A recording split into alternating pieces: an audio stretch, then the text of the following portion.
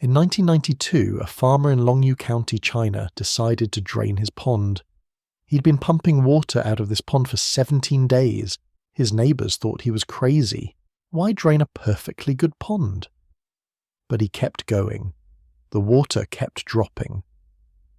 And then, on June 9th, he saw something impossible. Stairs, cut into stone, leading down into darkness. He'd found a cave, but not just any cave. This was carved, shaped, deliberate. The walls had patterns chiseled into them. Pillars held up the ceiling. Someone had made this. Someone had spent years, maybe decades, hollowing out the bedrock beneath his pond. And here's the thing that makes this strange. This wasn't the only cave. They started draining other ponds in the area. 5 ponds total. Every single one had a cave underneath it. Massive caves. Some as large as 30,000 square feet. Ceilings 30 feet high. Pillars carved from the living rock. Walls covered in precise chisel marks, all angled at 60 degrees. But 5 caves wasn't the end of it. Ground-penetrating radar showed more. Many more. At least 36 caves total, maybe more. All connected by a network of tunnels, all carved with the same techniques, all showing the same patterns on the walls. Someone had removed nearly 1 million cubic meters of rock. That's roughly 36 million cubic feet of stone. Chiseled out by hand, carried away, disposed of somewhere, and nobody wrote it down. There's no record of this project in any historical document, no mention in local histories, no legends passed down through generations, nothing in the official records of any Chinese dynasty. This is one of the largest construction projects in ancient history, and it's like it never happened. Think about what that means. This wasn't a quick job. Estimates suggest it took 1,000 workers about 6 years, or 100 workers about 60 years. Either way, this was a massive undertaking. People lived nearby. They must have seen it happening. They must have talked about it. But somehow nothing survived. No records, no stories, no explanation for why these caves exist. The caves themselves give almost no clues. There's no pottery inside, no tools left behind, no human remains, no inscriptions on the walls, just those precise chisel marks and the geometric patterns. Someone cleaned these caves thoroughly before they left, or maybe they never used them at all. The ponds above the caves aren't natural either. Someone built those too, probably to hide the entrances. Which raises another question. Why go through all that trouble to build something, only to hide it and never mention it again? This is where the mystery sits, not just in what the caves are, but in what they're not. They're not tombs, they're not mines, they're not storage, they're not temples, they're something else entirely, something nobody thought to write down, or something someone wanted forgotten. The first archaeologists who entered the caves couldn't believe what they were seeing. These weren't rough tunnels. These were architectural spaces. The walls curved gracefully. The pillars tapered as they rose. The ceiling followed natural contours of the rock but shaped deliberately. Someone had turned raw stone into something that felt designed. And the chisel marks. Everywhere. Millions of them. Every surface showed these marks, precise, angled at 60 degrees, about 2 inches long each. They covered the walls in patterns. Some areas had marks going one direction. Other areas had them crossing at angles. It looked almost decorative. But these weren't decorations, these were tool marks, evidence of how the stone was removed. Think about what that means. Someone didn't just hack away at the rock. They carved it systematically. Each strike of the chisel at the same angle. Each mark the same length. This took discipline. This took planning. This took time. The patterns on the walls make it even stranger. Some sections have what looks like fish carved into the stone, are the most impressive part. These aren't detailed art, more like symbols. But symbols of what? Nobody knows.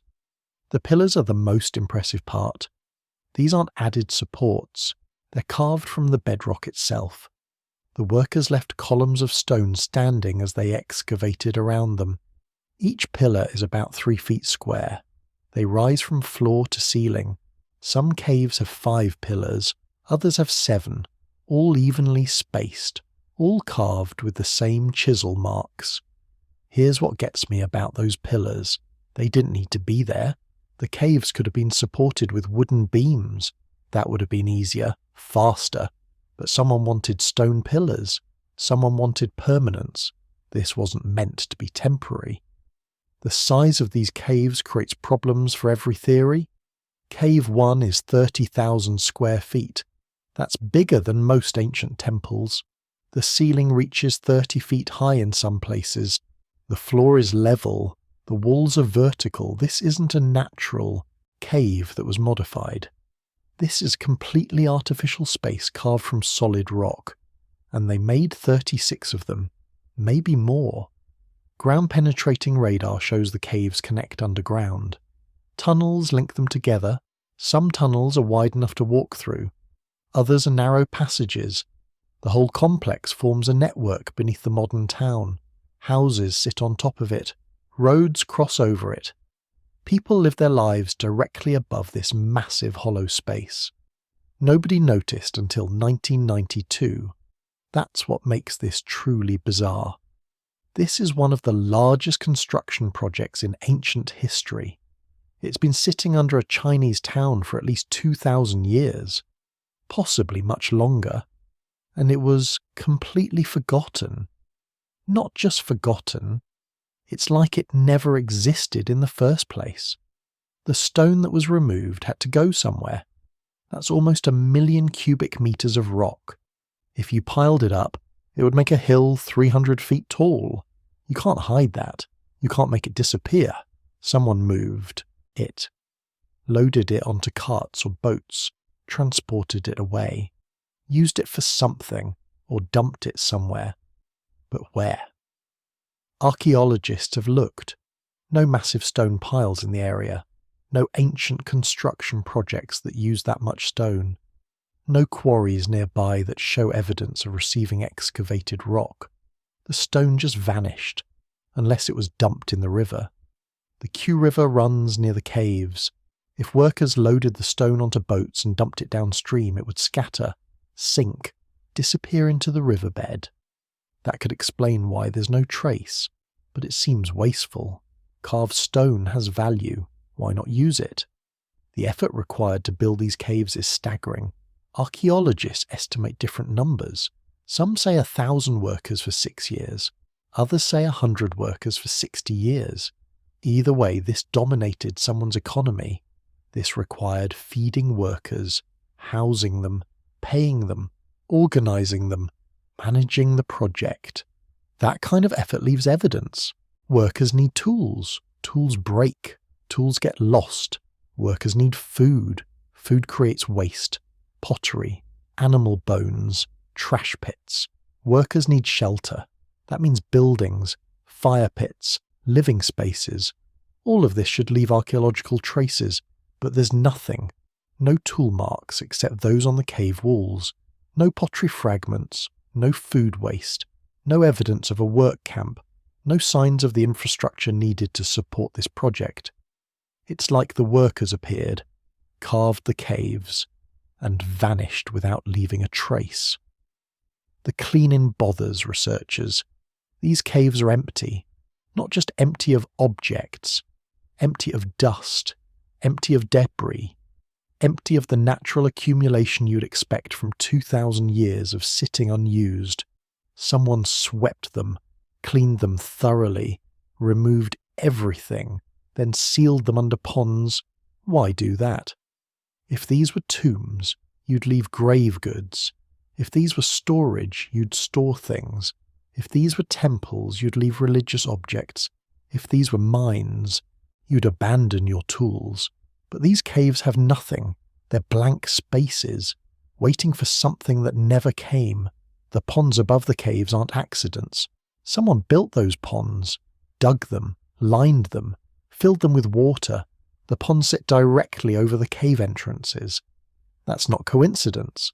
The ponds were meant to hide the caves, to seal them, to keep them secret. But secret from who? If this was a government project, why hide it from the government? If this was a private project, why make it so large? If this was a military project, why leave no weapons? If this was a religious project, why leave no shrines? Every answer creates new questions. Every theory falls apart when you look closely. These caves don't fit any category. They're too big to be hidden, too empty to be useful, too well made to be abandoned, too clean to be forgotten. The local government has tried to make them a tourist attraction. They've installed lights in some caves, built walkways, put up signs. But the signs can't explain what the caves are for. They just describe what's there. Stone, pillars, chisel marks, patterns. The signs avoid the real question. Why do these exist? Some caves are still flooded. Nobody has drained them yet. Maybe they contain clues. Maybe they're empty like the others. The Chinese government has been slow to excavate further. Maybe they're waiting for better technology. Maybe they're worried about what they'll find, or what they won't find. The mystery deepens when you realise this area has been inhabited for thousands of years. People lived here during the Han Dynasty, the Tang Dynasty, the Song Dynasty. All of these periods kept detailed records. They wrote about everything: battles, taxes, floods, droughts, construction projects, everything except these caves. How do you hide something this big? How do you keep it secret across dynasties? How do you prevent workers from talking? How do you erase it from collective memory? These aren't small questions. These are fundamental problems with every theory. The caves are still there, still empty, still waiting for an explanation that makes sense. Tourists walk through them now, taking photos, marvelling at the scale, wondering what they're looking at. The caves don't answer. They just sit in the darkness, keeping their secrets, refusing to give up the truth about why they exist. If you're liking the content, please like the video. Also subscribe and let me know where you're watching from and what time it is. Your support motivates me to dig deeper into our ancient mysteries, back to Longyou. Because here's where the engineering becomes truly impossible. These caves shouldn't exist, not just because there's no record, because the physics don't work. The weight above these chambers should have crushed them thousands of years ago. But they're still standing, still solid, still defying everything we know about stone and stress and time. Look at the walls more closely, not just what's carved there, how it's carved. Every chisel mark follows a system. The workers didn't just chip away randomly. They had a method, a technique, and that technique tells us something important about who did this. The marks are uniform, 2 inches long, always at that 60-degree angle. This means the workers use the same tools, the same motion, the same training. You don't get that kind of consistency by accident. You get it through practice, through instruction, through doing the same movement thousands of times until your body knows it without thinking. Archaeologists call this a tool signature. It's like handwriting. Each culture develops specific ways of working stone, the angle of the chisel, the length of each strike, the pattern of removal. These details reveal who made something and when. But here's the problem. This tool signature doesn't match anything else in Chinese history. The Han Dynasty workers chiseled differently. The Qin Dynasty workers had their own techniques. Every period left its mark in stone. Literally. We can look at ancient stonework and identify when it was made based on these patterns. The Longyou marks don't fit anywhere. They're unique, which means either this was done during a period we haven't identified yet, or the workers came from somewhere we haven't considered. Let's talk about the actual tools. What made these marks? Bronze tools would leave different traces than iron. Stone tools would create different patterns than metal. The marks in Longyou suggest metal chisels, probably bronze. The edges are too clean for stone tools, too precise. Bronze chisels were common in ancient China, but they wear down quickly when working hard rock. You'd need to resharpen them constantly, or replace them.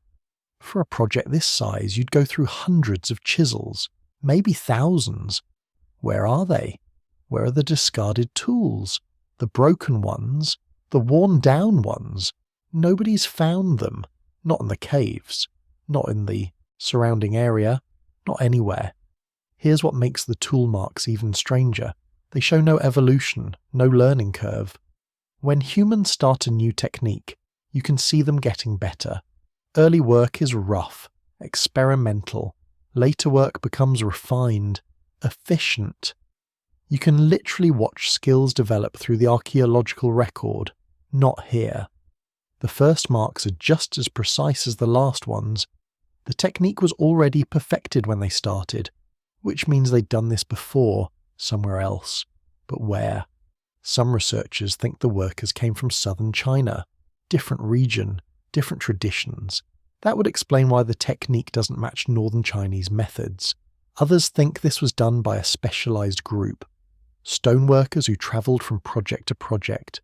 Professional excavators who kept their techniques secret. But both theories have problems. If these workers came from somewhere else, why don't we see this technique anywhere else? If they were professionals, where are the other projects they worked on? The chisel marks also tell us about timing, how long this took. Modern stonemasons can estimate work time based on tool marks. They look at the density of strikes, the depth of each mark, the total surface area. Then they calculate backward. For Longyou, the estimates are staggering.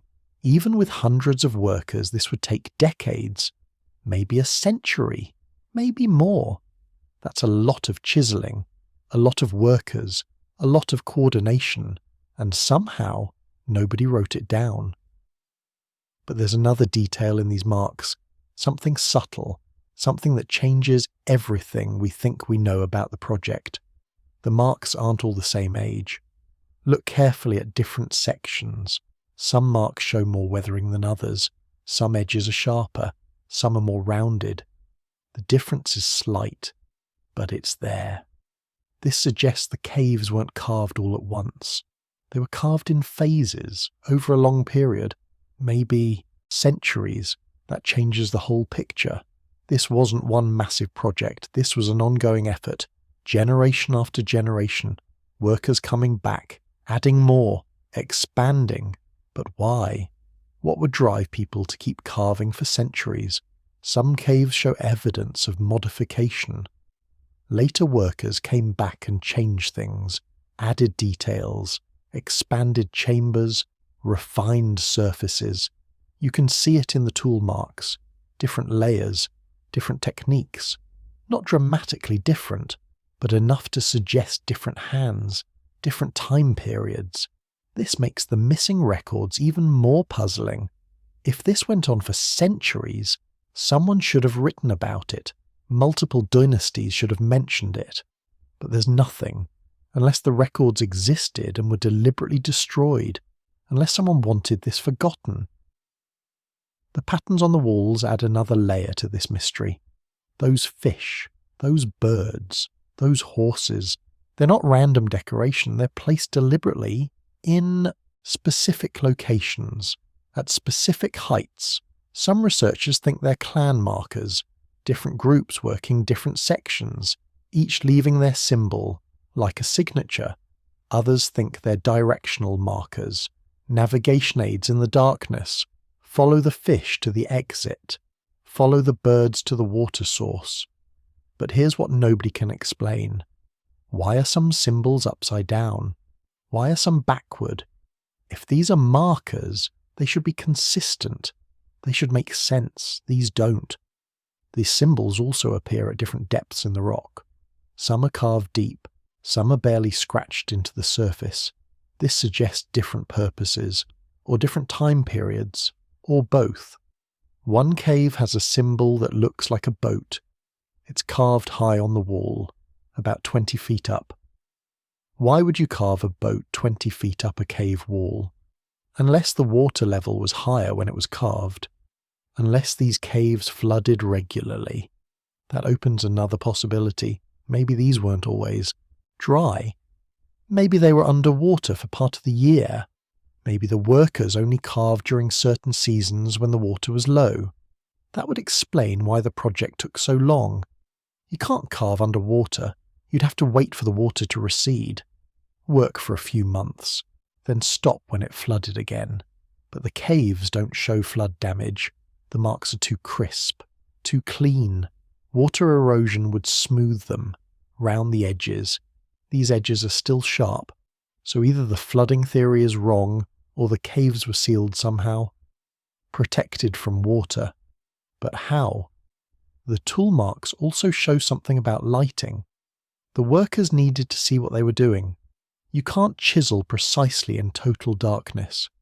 Torch marks on the ceiling confirm they used fire for light. But fire in enclosed spaces creates problems. Smoke, heat, lack of oxygen. The deeper you go, the worse it gets. This means they needed ventilation, air shafts, some way to bring fresh air in and push smoke out, but we haven't found obvious air shafts. The cave seems sealed. Maybe the shafts were filled in later.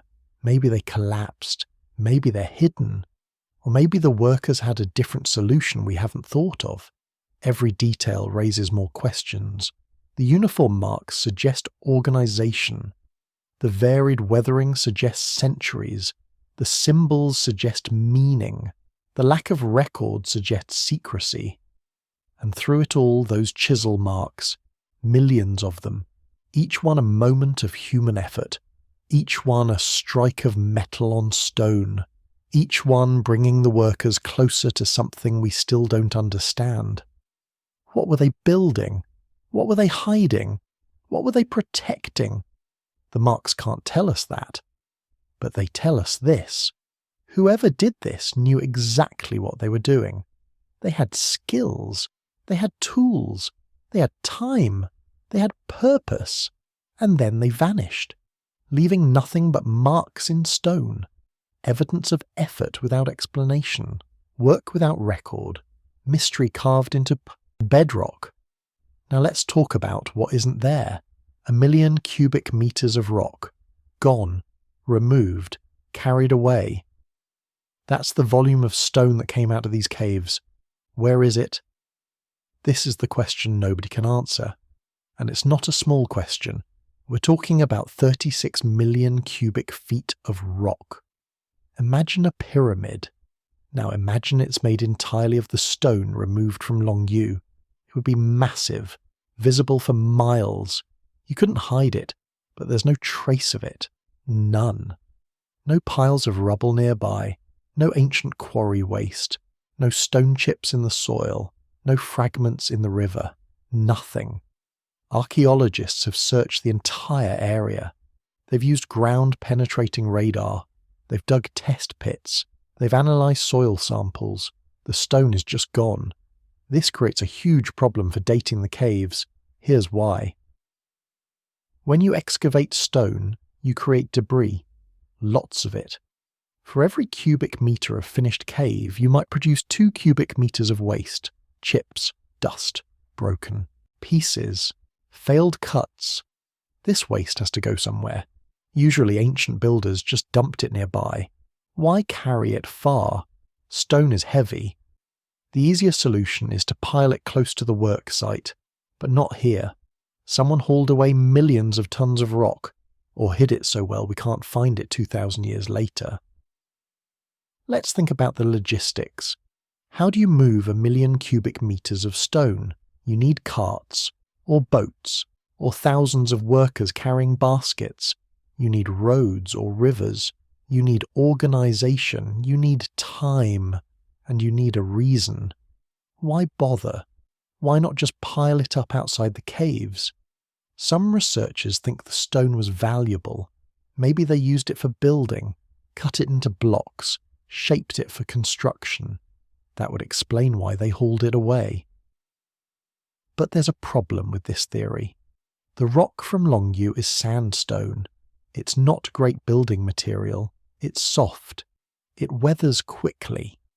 Ancient Chinese builders preferred harder stone for important structures. So if they weren't using it for building, what did they do with it? Another theory suggests they dumped it in the river. The Q River runs near the caves. Maybe they loaded the stone onto boats, floated it downstream, dumped it in deep water. But rivers move, currents shift, stones settle in patterns. You should be able to find evidence of massive dumping. Underwater surveys have found nothing. A third theory is darker. Maybe they didn't remove the stone at all. Maybe it's still there, buried, hidden deliberately. This theory suggests the caves were filled in after they were built, packed with the same stone that came out, then sealed, then forgotten.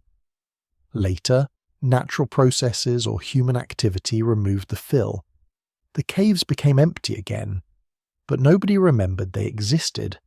It's possible, but it raises more questions than it answers. Why fill them in? Why hide them? What were they protecting? The missing stone also affects how we estimate the timeline. Here's the math.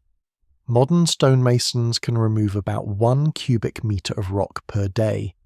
That's with good tools, good lighting, good ventilation. 1 person, 1 day, 1 cubic metre. The Longyou caves contain 1 million cubic metres. If 1 person worked alone, it would take 1 million days. That's 2,740 years. Obviously more than 1 person worked on this. But how many? Let's say 100 workers.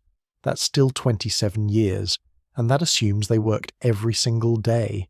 No breaks, no winters, no floods, no wars, just constant chiseling for nearly 3 decades. More realistic estimates suggest several hundred workers over many decades, maybe a century, maybe more. All those workers chipping away at stone, all that debris piling up, all those baskets being carried out, for decades, and nobody wrote about it. Nobody recorded it. Nobody mentioned it in passing. The silence is as mysterious as the missing stone. But there's another aspect to this mystery. The stone that's missing isn't just random rock. It's specific stone, from specific layers. The caves cut through different types of sandstone. Some layers are red, some are yellow, some are grey. Each layer has different properties, different hardness, different grain. The workers removed all these layers. They didn't pick and choose. They carved straight through, which means the debris would have been mixed, different colours, different types, all jumbled together. That kind of mixed stone waste is distinctive. It should be easy to spot. But it's not anywhere. Some researchers have looked at nearby structures, ancient walls, old buildings, foundations. Could the stone have been reused there? The problem is timing. Most nearby structures are from known periods. We can date them. They don't match the estimated age of the caves, and their stone doesn't match the Longyou sandstone. So the stone didn't go into local buildings. It didn't get dumped in the river. It's not piled nearby. Where is it? One possibility that nobody likes to consider. Maybe our volume estimates are wrong. Maybe the caves aren't as old as we think. Maybe they were carved more recently. Maybe the stone was removed with better technology, faster methods, more efficient transport. But this creates new problems. If the caves are recent, why don't we have records? Recent history is well documented. You can't hide a massive excavation project in the last few centuries. The tool marks argue against recent construction anyway. They match ancient techniques, not modern ones. Another angle, maybe the stone was valuable for something we haven't considered. Ancient Chinese culture valued certain stones for specific purposes. Jade for ritual objects, specific rocks for medicine. Some stones were ground into powder for pigments. Could the Longyou sandstone have been valuable for something? Something worth the effort of hauling it away? There's no evidence for this. But there's no evidence against it either. We just don't know. The missing stone connects to another mystery. The cave entrances. How did they get the stone out? The openings we see today are relatively small. Some are just a few feet wide. You couldn't move massive amounts of rock through those openings efficiently. This suggests the original entrances were larger. Much larger. Big enough to move stone quickly. Big enough for carts or sleds. But if the entrances were larger, where are they? Were they sealed deliberately? Did they collapse? Were they hidden? Some caves show evidence of modification around the entrance. Later stonework, different techniques. This suggests the entrances were changed after the main excavation was complete. Why would you seal up the entrances? Why make them smaller? Unless you wanted to hide what was inside. Unless you wanted people to forget these caves existed. The missing stone might be the key to everything. Find the stone, and you might find records of who moved it.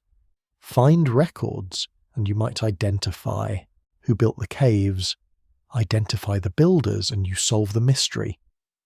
But the stone is gone, vanished as completely as the records, leaving us with empty caves and empty archives, 1,000,000 cubic meters of absence, evidence of work without evidence of workers, proof of effort without proof of purpose. The stone was here, then it wasn't. And in that disappearance lies a secret that's lasted thousands of years. Let's talk about something that makes engineers uncomfortable. The caves at Longyou are structurally impossible. Not impossible like, we don't know how they did it. Impossible like, this shouldn't be standing. The rock above these chambers weighs thousands of tons. Sandstone is relatively soft. It compresses under pressure. It cracks. It crumbles. Over time, the weight should cause collapse. But these caves are still here. After 2,000 years, maybe longer. The pillars help. Obviously, they support the ceiling. But here's the thing, the pillars are too thin. They're about 3 feet square. That's not enough surface area to distribute the load properly. Modern engineering calculations show the pillars should have failed. The stone should have cracked. The ceiling should have come down centuries ago. But it didn't. Structural engineers have studied this extensively. They've measured the dimensions, calculated the weight, analysed the stress points. Their conclusion? These caves violate modern understanding of stone mechanics. The ceiling thickness varies between 3 and 6 feet. That's the layer of rock between the cave roof and the surface above. In some spots, it's barely 3 feet thick.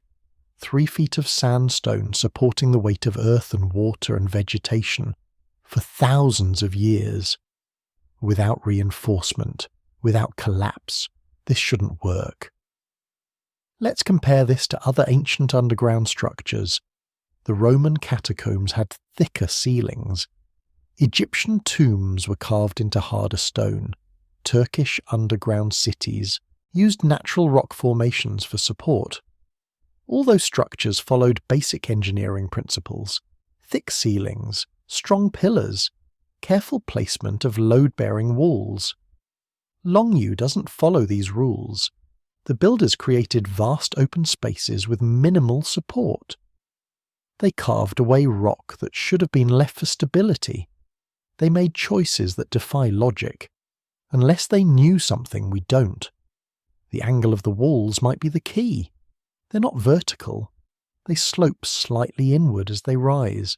This creates a subtle arch effect. The walls lean toward each other. This distributes weight differently than straight vertical walls. It's clever, really clever. But is it enough? Engineers aren't sure. The slope is subtle, maybe 5 degrees, that's not much of an arch. Traditional arches need more curve to work properly, but maybe that's the point. Maybe this isn't a traditional arch. Maybe it's something else. Some principle of weight distribution we haven't fully understood yet. The chisel marks play a role too. Remember those precise marks, all at 60 degrees? They're not just decorative, they create texture on the walls. Texture matters in stone structures. Smooth walls can develop stress cracks more easily. Textured surfaces distribute stress across more area. The chisel marks might actually strengthen the walls. This suggests the builders understood material science. They knew how stone behaves under pressure. They knew how to work with its properties instead of against them. But where did they learn this? Who taught them?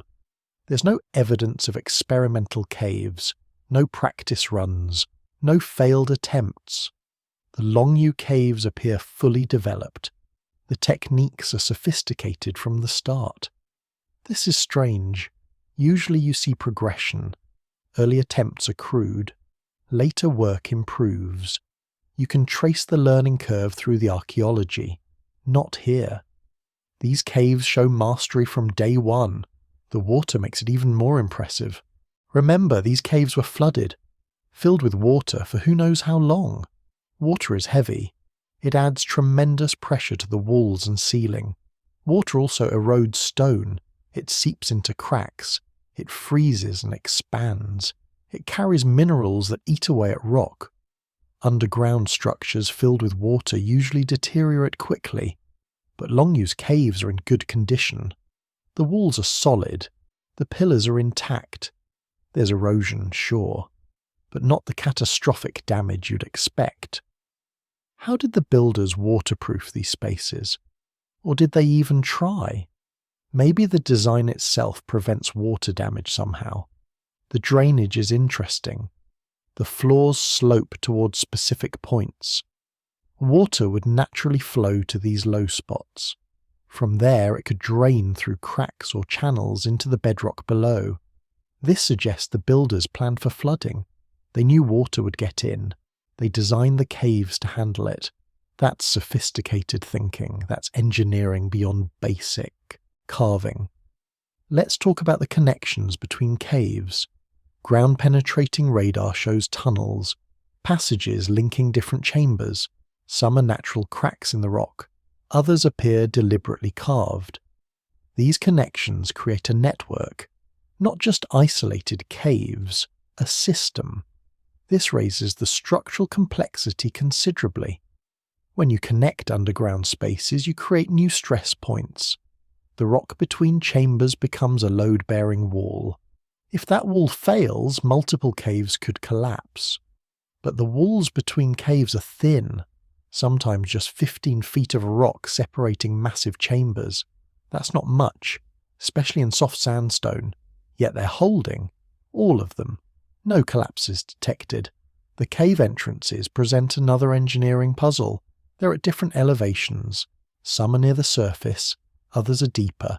This suggests multiple levels of excavation. Creating entrances at different heights is tricky. You have to maintain structural integrity as you dig. You can't just punch holes wherever you want. Each opening weakens the overall structure. The builders placed entrances carefully, always in spots where the rock above could handle the loss of material, always where the opening wouldn't compromise nearby chambers. This takes planning, serious planning. You need to visualize the entire structure in 3 dimensions. You need to understand how removing stone in one place affects stability everywhere else. Modern engineers use computer models for this. They simulate stress and load distribution. They test different configurations virtually before building anything. The Longyou builders had none of that. They worked with experience and intuition, and somehow got it right. The ventilation is another mystery. These caves are deep underground. Air doesn't circulate naturally in sealed spaces. Without airflow, workers would suffocate. The air would become toxic from their breath and from lamps burning. But the caves have ventilation shafts, small channels leading to the surface, positioned to create airflow through the chambers. This is advanced thinking. This shows understanding of air movement, of pressure differences, of how to keep underground spaces breathable. Who figured this out? How many workers died before they got it right? The thermal properties are remarkable too. Underground spaces maintain constant temperature. The rock insulates against surface weather. In summer, caves stay cool. In winter, they stay warm. But Longyou's caves seem especially stable. Temperature measurements show very little variation. The humidity stays constant. The air quality remains good. This makes them useful for storage, for shelter, for any purpose requiring controlled environment. Was this intentional? Did the builders understand they were creating climate-controlled spaces? The acoustic properties are weird. Sound behaves strangely in these caves. Some chambers echo, others absorb sound. Voices carry differently. Depending on where you stand, this might be accidental, or it might be deliberate. Some researchers think certain chambers were designed for acoustic effect, for ceremonies, for music, for speaking to assembled groups. There's no way to prove this. But the variation in acoustic properties between chambers suggests intentional design. The precision of the carving supports this theory. These builders controlled every detail. They shaped the space deliberately. Why wouldn't they consider sound? Here's what really bothers engineers. The margin for error was tiny. One mistake could have been catastrophic. Remove too much stone in the wrong place. Collapse. Cut a pillar too thin. Failure. Misjudge the ceiling thickness. Disaster. But there's no evidence of failure. No collapsed sections. No emergency repairs. No signs that anything went wrong during construction. Either they were incredibly lucky, or they knew exactly what they were doing. And if they knew, where did that knowledge come from? Who taught them to carve massive chambers in soft stone without modern engineering tools? These caves represent a level of technical sophistication that shouldn't exist. Not in ancient China, not anywhere, not without written records, not without a tradition of similar structures, but here they are, standing, solid, defying explanation. The engineering is impossible, but the caves are real, which means our understanding of what's possible needs updating. Something's missing from this picture. Some piece of knowledge, some technique, some understanding that's been lost. The caves are proof it existed, but the proof doesn't tell us what it was. Here's what nobody talks about when they discuss these caves. The silence. Not the silence now, the silence then, during construction. Think about what it takes to carve a cave. You hit stone with a chisel, over and over. Each strike makes noise, a sharp crack. The sound echoes off rock walls, it bounces, it amplifies. Now, multiply that by thousands of workers, thousands of chisels, striking stone simultaneously, for years. The noise would have been deafening, but there's no record of it. Nobody complained, nobody mentioned it. No local histories talk about the constant hammering coming from beneath the ground. This seems impossible. Ancient people wrote about everything. They recorded floods, droughts, famines, wars, construction projects, especially big ones. The Great Wall gets mentioned constantly. Temple construction appears in dozens of documents.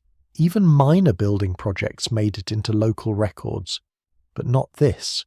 Not the largest excavation in ancient Chinese history. The silence in the historical record is absolute. Chinese record-keeping was exceptional. They documented everything: tax records, census data, weather patterns, astronomical events, the position of every government official, the price of rice in different provinces. They kept these records for thousands of years. Many still exist. We can read them today, but nowhere in any of these documents does anyone mention carving giant caves in Longyou County. Let's think about what should be recorded. A project this size needs workers, lots of them. Where do they come from?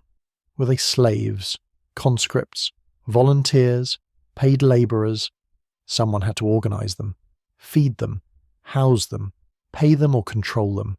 This creates a paper trail, or should. Work assignments, food distribution, payment records, something, but there's nothing. The tools alone should appear somewhere. You need thousands of bronze chisels. Someone made them, someone sold them, someone transported them to the work site.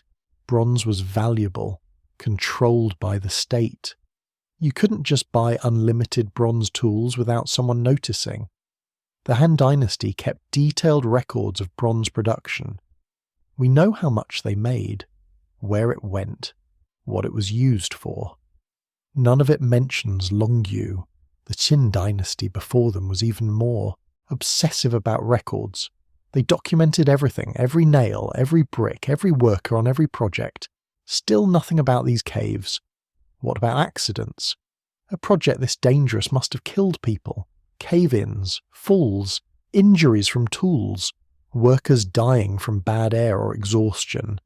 Ancient China recorded deaths, especially deaths during state projects. They kept lists. They noted causes. They tracked numbers. But no death records mention Longyou cave construction. Food consumption should show up somewhere. Thousands of workers need to eat. Daily. For years. Where did the food come from? How was it transported? Who paid for it? Large construction projects in ancient China required massive food supplies. Rice, vegetables, meat, salt, oil. These supplies came from somewhere. Someone grew the food. Someone moved it. Someone cooked it. This should appear in agricultural records, in transport logs, in local histories. It doesn't. The waste disposal is another mystery. Not just the stone, human waste. Thousands of workers produce a lot of waste. Where did it go? Ancient sites show evidence of this. Latrines, waste pits, contaminated soil. We can find these traces thousands of years later. Not at Longyou.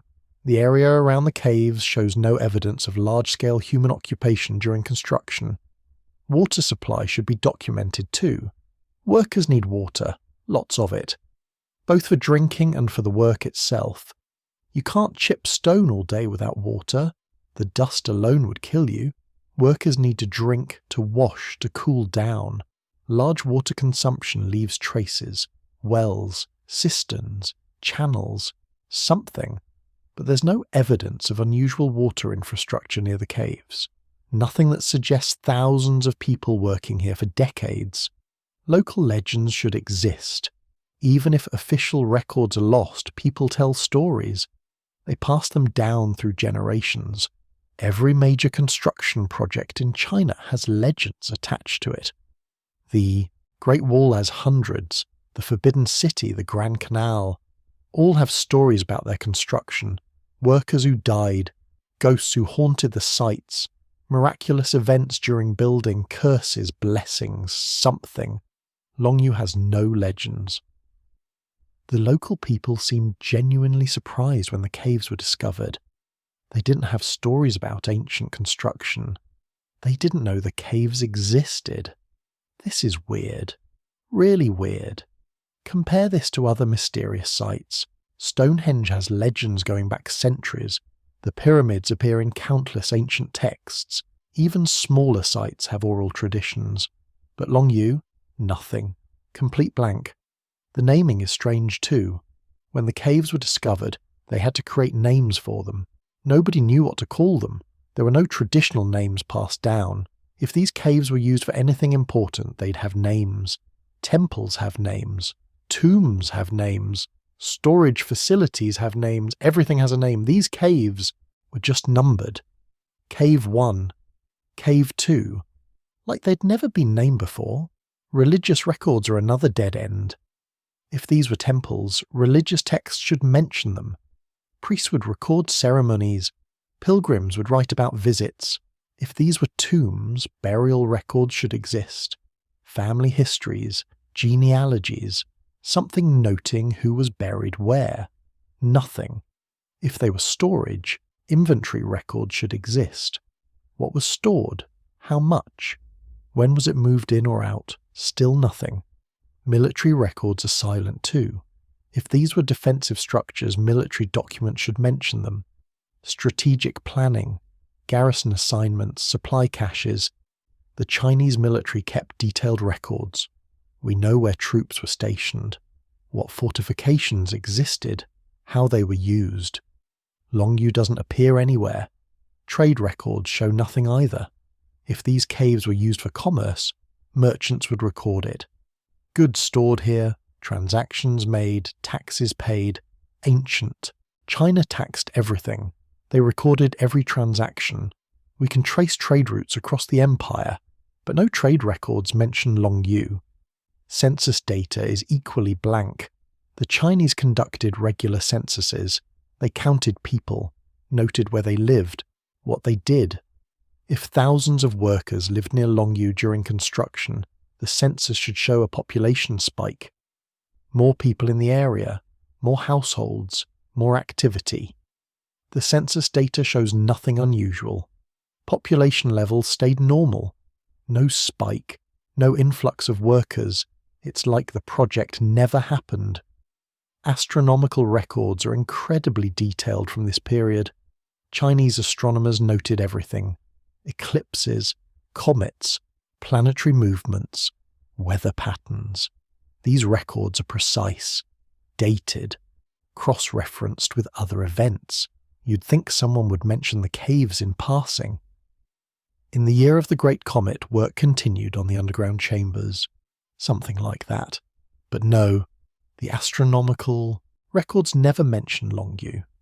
Tax records should show something. A project this size costs money. Someone paid for it. Either the state or wealthy individuals. Large expenditures appear in tax records. We can track spending on other projects, see where money went, who authorized it. Longyou doesn't show up in any financial records. The bureaucracy should have recorded this. Ancient China had layers of officials. Each level kept records. Each office documented its activities. These bureaucratic records overlap. Multiple offices recording the same events from different angles. This creates redundancy, makes it hard to lose information. But somehow, every level of bureaucracy missed this project, or chose not to record it. That's the thing that bothers researchers most. The silence isn't just one missing document, it's systematic, complete. Every type of record that should mention these caves is blank. One missing document is understandable. Records get lost, destroyed, forgotten. But all of them, every category of record, every level of government, every type of documentation, that's not accident. That's either deliberate erasure or something we don't understand about when this happened. Some researchers think the caves predate Chinese record keeping. Maybe they're older than we think. Before the dynasties, before written history. But the construction techniques argue against this. The tools used were metal, probably bronze. That puts it within the historical period. Others think the records existed but were deliberately destroyed. Maybe the project was secret, maybe it was shameful, maybe someone wanted it forgotten. But destroying records is hard, especially in ancient China. Records were copied, stored in multiple locations, preserved carefully. You'd have to find every copy, every reference, every mention, and destroy them all. That takes organization, power, motivation. Why bother? What about these caves were so important to hide? The silence extends to the neighbouring regions too. Longyou wasn't isolated. It was connected to trade routes, other provinces, other cultures. Travellers should have seen this construction. Merchants passing through. Officials on government business. Someone from outside the area. But no records from neighbouring provinces mention it either. No travellers' account. No merchant's log. No diplomatic correspondence. It's like the entire region agreed to never speak of it. The geological records are the only things that talk. The stone itself, the tool marks, the structure. These tell us it happened, but they don't tell us when, or who, or why. And they certainly don't explain the silence. Here's what bothers me about the labour question. Not who built these caves, but how they stayed quiet. Ancient construction projects had thousands of workers. Those workers had families, children, neighbours, friends. They talked. People always talk. A man comes home after working underground all day. His wife asks what he did. He tells her. She mentions it to her sister. The sister tells her husband. Word spreads. That's how information moves in small communities. Through conversation, through gossip, through everyday life. But somehow this project stayed secret, or got forgotten so completely it's like it never existed. Let's think about the workers themselves. What kind of person chipped stone underground for years? Skilled labourers would have been expensive. They'd need training, experience. Someone would have to teach them that specific 60-degree angle technique. Training programs leave traces, master craftsmen, apprentices, guild records, something. But there's no evidence of specialised training for this type of work. No other sites in China show the same technique. These workers appeared, did this job, then vanished. Maybe they used unskilled labour, prisoners, slaves, conscripts. But unskilled workers can't create the precision we see here. Those uniform chisel marks, those perfectly spaced pillars, that careful attention to structural integrity. You need skilled hands for that. Experienced hands. The work schedule is another puzzle. Did they work year-round or seasonally? Agricultural societies work around planting and harvest.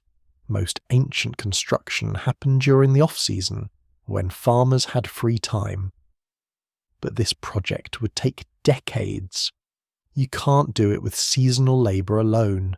You'd need a permanent workforce. Where did they live? Thousands of workers need housing, shelter, protection from weather. Temporary camps would leave evidence, post holes, fire pits, trash heaps, worn paths. Permanent structures would leave even more. Stone foundations, drainage ditches, wells. The area around Longyou shows nothing. No evidence of mass habitation during any historical period that matches the cave construction. It's like the workers commuted from somewhere else. But where and how? The nearest major city was days away by foot. You can't walk days to work and back every night.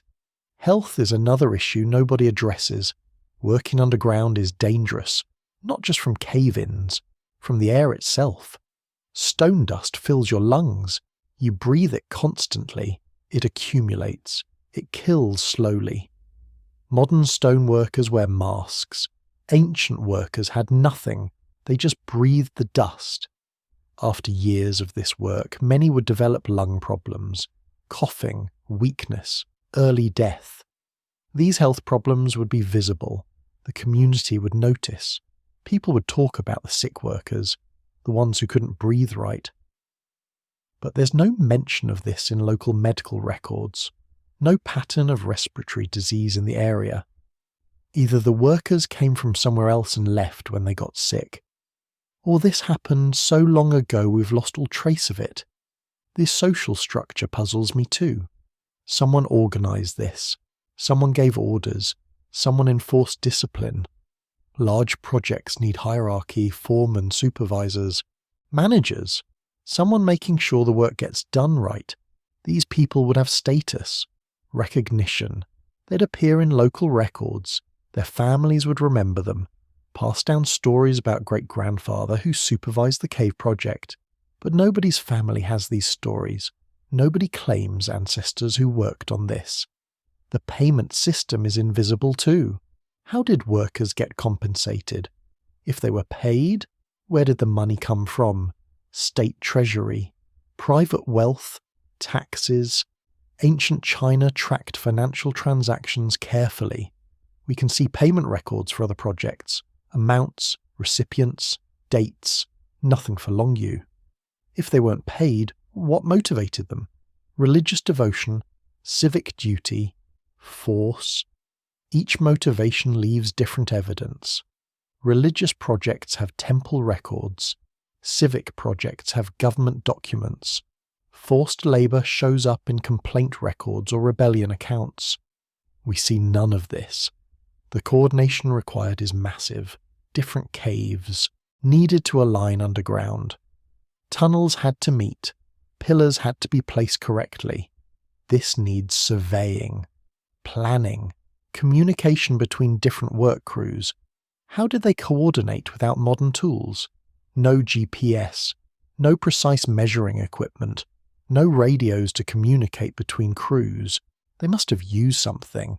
Plumb lines, water levels, measuring ropes, careful calculation. But these techniques would be recorded, passed down, used on other projects.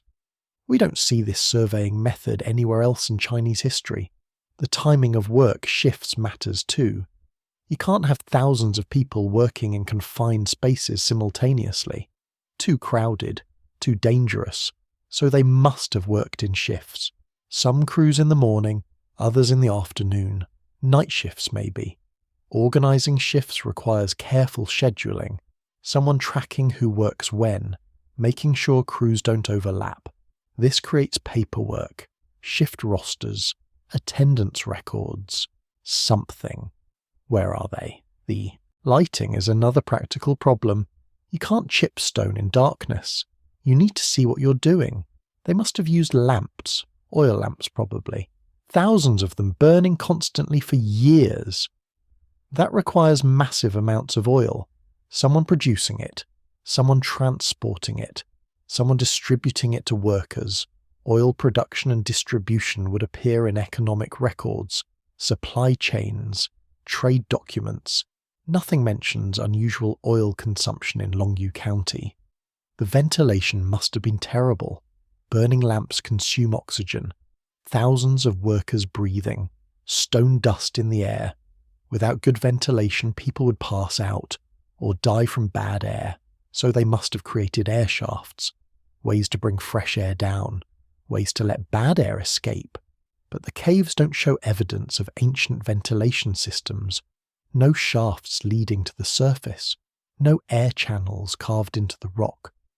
Maybe they worked near the entrance, stayed close to fresh air, but that doesn't work for the deeper sections. Some caves extend far underground, too far from the entrance for natural air circulation. The noise would have been unbearable. Thousands of chisels striking stone, the sound echoing off rock walls, amplifying, reverbeating. You couldn't hear yourself think, couldn't communicate, couldn't give instructions. How did supervisors tell workers what to do? Hand signals, written notes, waiting for quiet moments. And what about the workers' hearing? Constant exposure to loud noise damages ears. They'd go deaf eventually. A community full of deaf former cave workers would be notable. People would remember that. Talk about it. No records mention this. The psychological toll interests me too. Working underground is hard mentally. No sunlight, no sky, just rock walls and darkness. Some people can't handle it. They panic, feel trapped, refuse to go back down. A project this size would see many workers quit, walk away, refuse to continue. How did they deal with this? Replace them? Force them back? Offer incentives? We don't know. No records discuss worker morale, or psychological problems, or retention rates. The expertise required suggests this wasn't the first project of its kind. You don't develop this level of skill on your first attempt, so where did they practice? What earlier projects taught them these techniques? There should be smaller caves somewhere, trial runs, learning projects, places where they figured out the methods before attempting something this massive. We haven't found them. The tools themselves are missing, thousands of bronze chisels, hammers, picks, wedges. Tools break, get lost, wear out. But some should remain, buried in the caves, dropped in corners, left behind when work stopped. Archaeologists have searched carefully. They found almost nothing. A few fragments, nothing substantial. It's like someone cleaned up thoroughly when they finished, collected every tool, removed every trace. Why bother?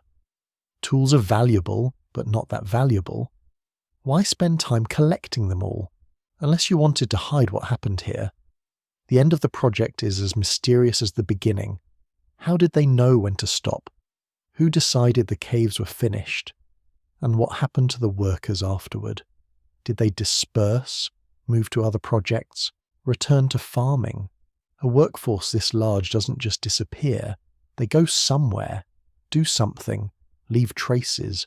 But we can't find them, can't track them, can't identify what happened after the last chisel struck stone and the work finally stopped. The silence about the labour isn't just missing information. It's absence so complete it feels deliberate. Like someone wanted to make sure nobody would ever know who built these caves, or when, or why. Let's try the main theory people always bring up first. Maybe these caves were ancient quarries. On paper, it makes sense. You dig out a mountain, take all the stone, and use it somewhere else. The shape of the caves could fit. The pillars and chambers could be what's left after removing the useful rock. Lots of ancient quarries look a little like this. Rough, empty spaces with uneven walls, sometimes even pillars, because you don't want the ceiling to fall in while you work. So, are the Longyou caves just massive old quarries?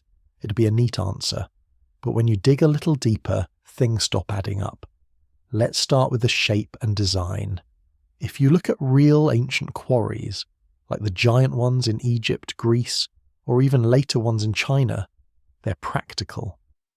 Workers took the easiest path.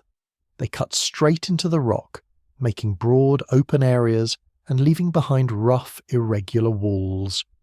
They didn't care about how it looked. They just wanted the stone out as fast as possible. At Longyou it's different. The caves are carefully planned. The pillars are evenly spaced.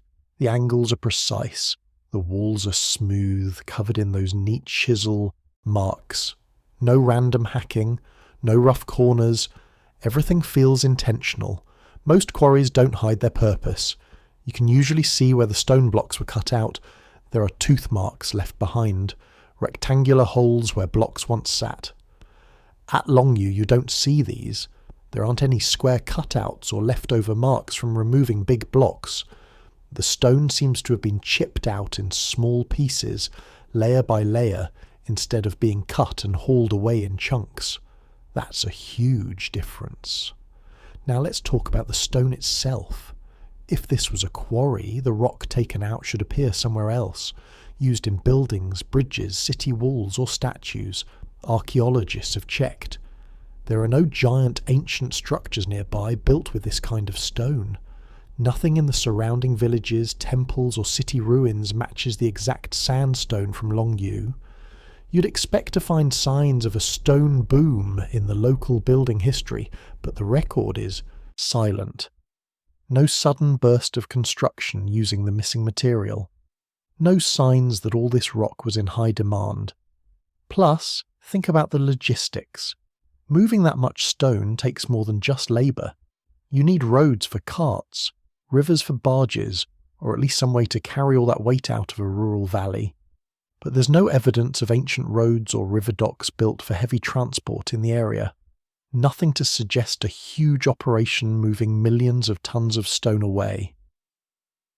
The landscape around the caves is quiet. It doesn't match what you'd expect if there had been a busy quarry operation. And then there's the time problem. Most quarries show changes over time. As you dig deeper, you see different layers, old tool marks, paths worn by feet and carts.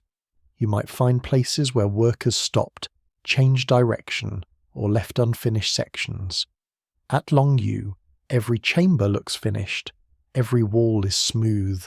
There's no sign of abandoned work or changes in plan. Whoever dug these caves, they finished what they started. That's rare for a quarry. Let's think about the tools. Quarries leave behind tool fragments, broken chisels, hammers, wedges, or bits of rope and baskets. These things get lost or left behind. In Longyou, almost nothing was found. A few bits of metal and some stone chips, but nothing that matches the scale of the work. It's as if the workers cleaned up every last trace when they left.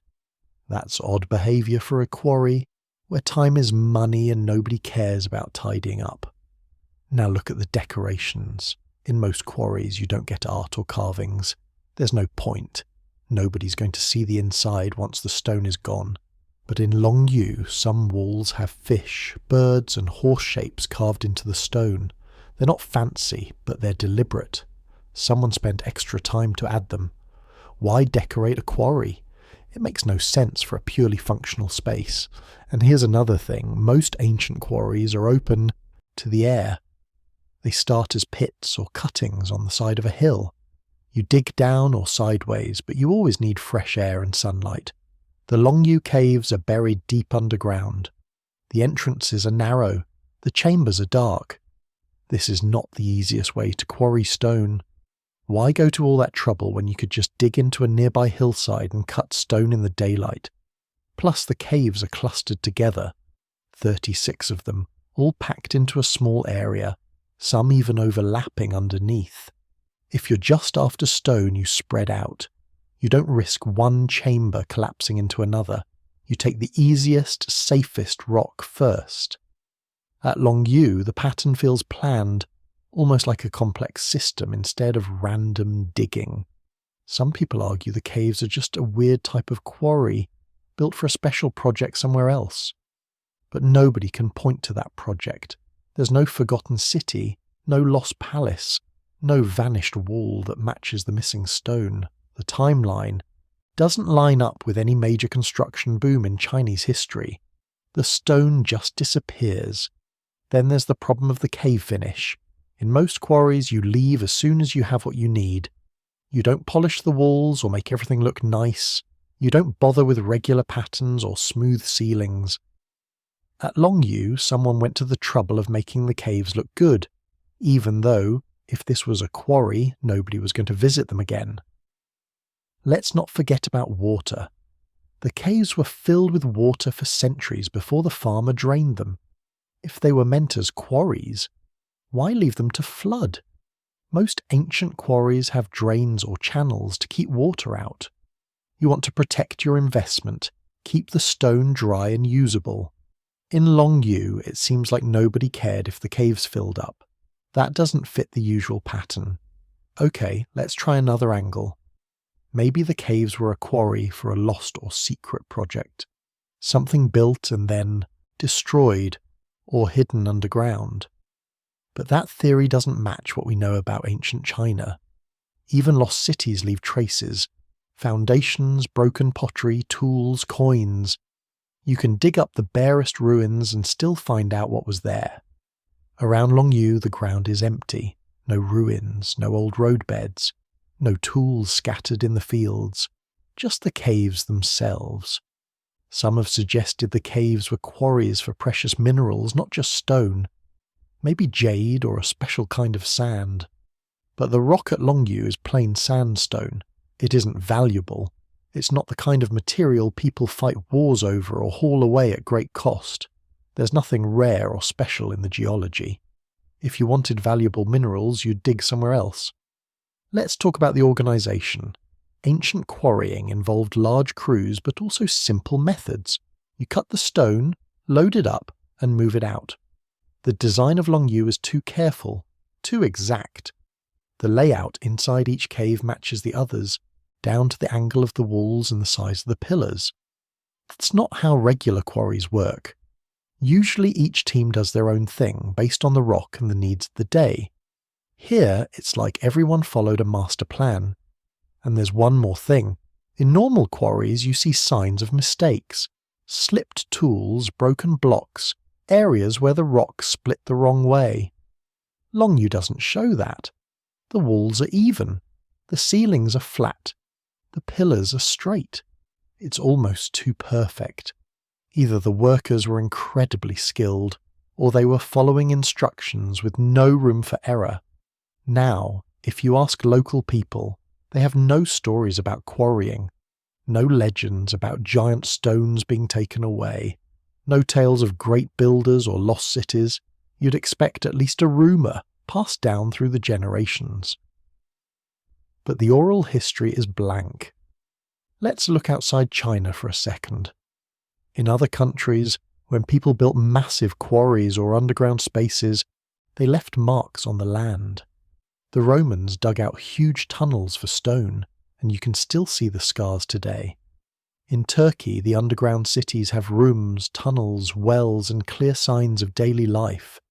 At Longyou, you don't see any of that.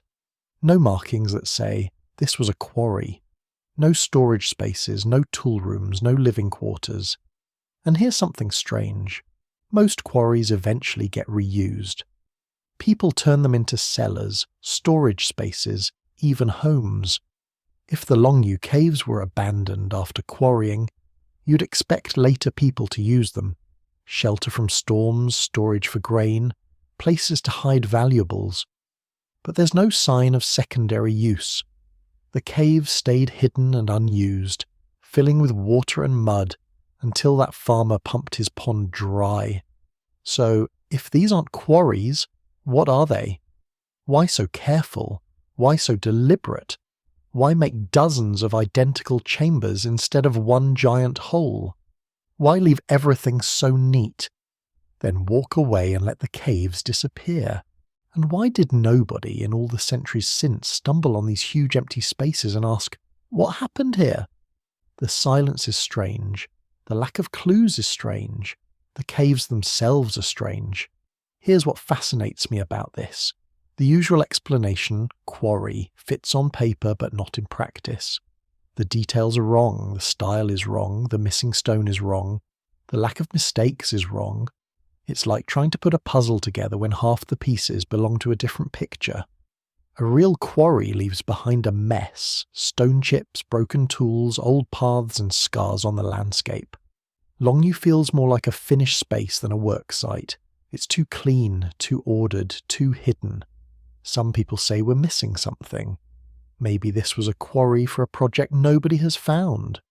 Maybe the records were destroyed in a fire or lost to time. But if that's true, it's the only case in all of China's long history where such a massive project left no trace at all. Others think we're looking at this the wrong way. Maybe our idea of what a quarry should look like doesn't fit what really happened here. Maybe the builders had a reason nobody today understands. Maybe they were following rules or beliefs that made sense in their own time, but not to us. Or maybe it wasn't about stone at all, and that's where the real mystery begins. If these caves weren't dug for stone, then what were they for? If not a quarry, maybe a tomb.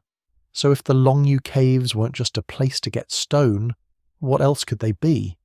The next big theory is that they were tombs, ancient burial places. This isn't a wild guess. All over the world, people have carved huge underground spaces to bury their dead. The Egyptians did it, the Persians did it, the Chinese did it too. Some of the most famous tombs in China are cut into mountains or dug deep underground. So maybe the caves were built to honour someone important. Maybe a king, a noble family, or a whole royal court. Let's start with what a tomb usually looks like in ancient China. If you visit a royal tomb, you'll find certain things. First, there's almost always a passageway leading in. Sometimes a long ramp or a tunnel, sometimes a hidden entrance. Inside, you'll find chambers, often lined up in a straight line or in a cross shape. The tombs are usually decorated, walls painted with pictures of the person's life, scenes of hunting, feasting, or battles. There might be statues or carvings of animals, guards, or servants. In the centre, you usually find a main burial chamber. This is where the body would rest, often in a fancy coffin or a stone box. Around the coffin, there might be treasures, gold, jade, weapons, pottery, things the person would need in the afterlife. Now, let's look at the Longyou caves again. There are some things that fit the tomb theory. The caves are huge, they're hidden underground. Some have carvings, fish, birds, horses, maybe those. Animals had special meaning. Maybe they were meant to guard the dead or guide them into the afterlife. The layout is strange too. 36 separate chambers. Some are connected, some overlap. It almost feels like a planned space, not just random digging. But here's where it gets complicated. Most tombs have a clear focal point, the burial itself. A sarcophagus, a coffin, a pit for the body. In Longyou there's nothing like that. No skeletons, no coffins, no urns, not even broken pottery or bits of cloth. Archaeologists have looked carefully. They've scanned the floors and walls, dug into the dirt, used ground-penetrating radar. Nothing. The caves are empty. If these were tombs, where are the people? Let's talk about grave goods. Chinese tombs, especially big ones, are full of stuff. Even poor people got buried with simple things. Bowls, beads, a favourite tool. Rich people went all out. Jewellery, weapons, food, little statues of servants. If the Longyou caves were tombs, they should be packed with things like this. But there's nothing. Not a single jade ornament, not a single bronze mirror, not even a clay pot. The caves are bare stone from end to end. Maybe the tombs were robbed? That's a good guess. Tomb robbing has happened for thousands of years. In China, there are stories of grave robbers as far back as the Han Dynasty. Some tombs were looted the day after they were sealed. Others lasted for centuries before someone broke in. But here's the problem. When tombs get robbed, they're usually a mess. Thieves dig tunnels. They break through walls. They smash coffins and toss things aside looking for treasure. Even if they take everything valuable, they leave a trail. Broken bits of pottery, scraps of wood or bone, sometimes even the tools they used to dig. In Longyou, you don't see that. The walls are perfect. The floors are smooth. No broken stones, no piles of dirt, no secret tunnels. It doesn't look like anyone ever broke in. Let's think about the rituals. Ancient Chinese burials followed strict rules. Even regular people had certain traditions. The body would be washed, dressed, and placed facing a certain direction. Offerings would be set out. Food for the journey, money, sometimes even live animals. Priests or family members would perform ceremonies to honour the dead. These rituals often leave traces, burn marks from incense, stains from offerings, even footprints pressed into the dirt. At Longyou, there's none of that. The caves are spotless. It's like nobody ever used them. Now, about the size. Most tombs are built for one person or a family. Even the biggest ones, like the tomb of Qin Shi Huang, the first emperor, are centered around a single burial. The Longyou caves are different. There are 36 of them. Some are huge, big enough to fit a small house inside. Some overlap or run side by side. If these are tombs, are they for a whole city of dead? A lost dynasty? If so, where are the names? Where are the records? Ancient Chinese tombs almost always have some writing, a stone tablet, a carved name, something to say who lies inside. At Longyou there's nothing, not a single symbol or letter. Let's compare this to other underground tombs in China. For example, the tombs near Xi'an. These are carefully mapped. Each one has a clear entrance, a main chamber, side rooms for treasures, and a burial spot. The walls are painted. The floors sometimes have tiles. In some, you find murals, pictures of daily life, battles, or heaven. You also find traps, hidden pits, or false doors to confuse robbers. In Longyou, you don't see these features. No hidden doors, no painted murals, no tiles, just bare rock, chisel marks, and a few simple animal carvings. Some people have pointed out the chisel marks themselves. Maybe they're not just tool marks. Maybe they're a type of decoration. In ancient times, patterns on walls could mean something. In Egyptian tombs, for example, the walls are covered with symbols and stories. Maybe the 60-degree angle lines in Longyou are a kind of code, but if that's true, nobody's cracked it yet. The lines don't form pictures or text, they just cover every surface all the same way. Now let's talk about the feeling of the place. Tombs are usually built to be visited, at least for a short time. Family members might come to leave offerings or pray. Priests might come to make sacrifices. Tombs often have steps or ramps leading in. Sometimes there's a courtyard or a room for ceremonies.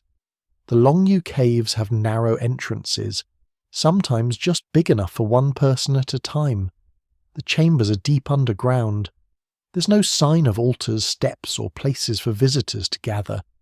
It's like the caves were never meant to be entered again once finished. Here's another thing. If you look at other ancient tombs, you find signs of water control. Builders knew that flooding could ruin a tomb. They built drains or sealed doors to keep water out. The Longyou caves filled with water for centuries. If they were tombs, the builders did nothing to stop this. That's hard to explain. Why go to all the trouble of carving these enormous spaces only to let them flood and disappear? It doesn't fit the pattern. Let's consider the timing. Scholars have tried to date the caves by looking at the tool marks, the type of rock, and the style of the animal carvings. The results are all over the place. Some think the caves are 2,000 years old. Others say they could be older. But no ancient Chinese tomb from any known era matches the look or size of Longyou. The closest things are the tombs from the Han and Tang dynasties, but those have very different layouts. None have so many separate chambers, all the same size and shape. Some people suggest a lost dynasty or a forgotten culture built the caves as a megatomb. Maybe these people had their own burial style, one that left no trace except the stone itself. But that's a big leap. China's history is detailed. Even in chaotic times, people wrote things down. If a whole new culture built 36 giant tombs, you'd expect to find some sign of them somewhere else. A ruined village, a broken pot, a rusty sword. But nothing turns up. Maybe the caves were meant as empty tombs, a kind of spiritual resting place, not meant to hold real bodies. In some cultures, people built tombs for their ancestors' spirits, not for physical remains. Or they built cenotaphs, monuments honouring the dead but left empty inside. Maybe Longyou is something like that. But again, there's no record, no legends, no stories handed down. Let's get creative for a second. Maybe the caves were built as decoy tombs, fake burial chambers to distract robbers from the real tomb somewhere else. The idea isn't crazy. Some pharaohs in Egypt did it. They built false tombs to protect the real one. But in those cases, the real tomb is always nearby, and the fake ones usually have clues or traps. At Longyou, you don't see any of that. Just empty, finished chambers. Or maybe the caves were meant for mass burials during a plague or a war. In times of disaster, people have dug mass graves. But these are usually rough pits, not carefully built spaces, and even if the bodies were removed later, you'd expect to find traces, bones, teeth, jewellery, hair. Nothing like that has ever been found in Longyou. Some people think the caves were never finished. Maybe the builders started with the idea of making tombs but quit before they buried anyone. Maybe something stopped them. War, famine, disease. But this theory doesn't fit with how polished the caves are. Every chamber looks finished. The walls are smooth. The pillars are perfect. It doesn't look like a rushed or abandoned job. So, what's left? If these were tombs, they don't match any other tombs we know. No bodies, no treasures, no writing, no signs of ritual, no signs of grave robbers. The animal carvings are mysterious, but not enough on their own. The tool marks could be decoration, or just the way the builders worked. The layout is unique. The silence in the records is total. Here's what fascinates me about this. The tomb theory feels close, but not quite right. It explains the size, the secrecy, maybe even the planning. But it trips over the facts. No bodies, no offerings, no broken pottery, no written names. The caves are too empty, too clean, too blank. It's like someone built the world's biggest tomb, then decided not to use it. Or maybe they did use it, but in a way we can't see anymore. Maybe the real purpose was spiritual, not physical. Maybe the tomb was for a god, or an idea, or a secret nobody wrote down. Or maybe the caves are telling us something we don't understand yet. Maybe the builders had a reason for making these spaces that's lost to us now.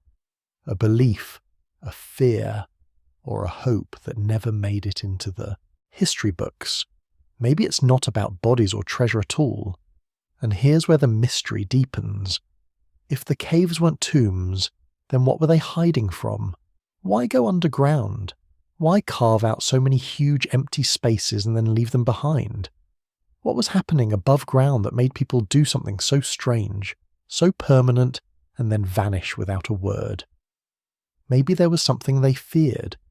Maybe they were hiding from something. Or maybe the caves were a shield, a place of safety, or even a message for the future. Whatever the answer, it hasn't turned up yet. The silence holds. The puzzle remains. And the Longyou caves keep their secrets, waiting for someone to ask the right question. Let's take the next big step in these theories. If the caves weren't tombs, and they weren't just for digging out stone, could they have been something else entirely? A bunker, maybe? A shelter? A place to hide from disaster or attack? This idea pops up a lot in discussions about mysterious underground spaces. It makes sense on the surface. Why else carve out such a huge hidden place and then leave no sign of who used it? Think about what a bunker is for. Safety, security.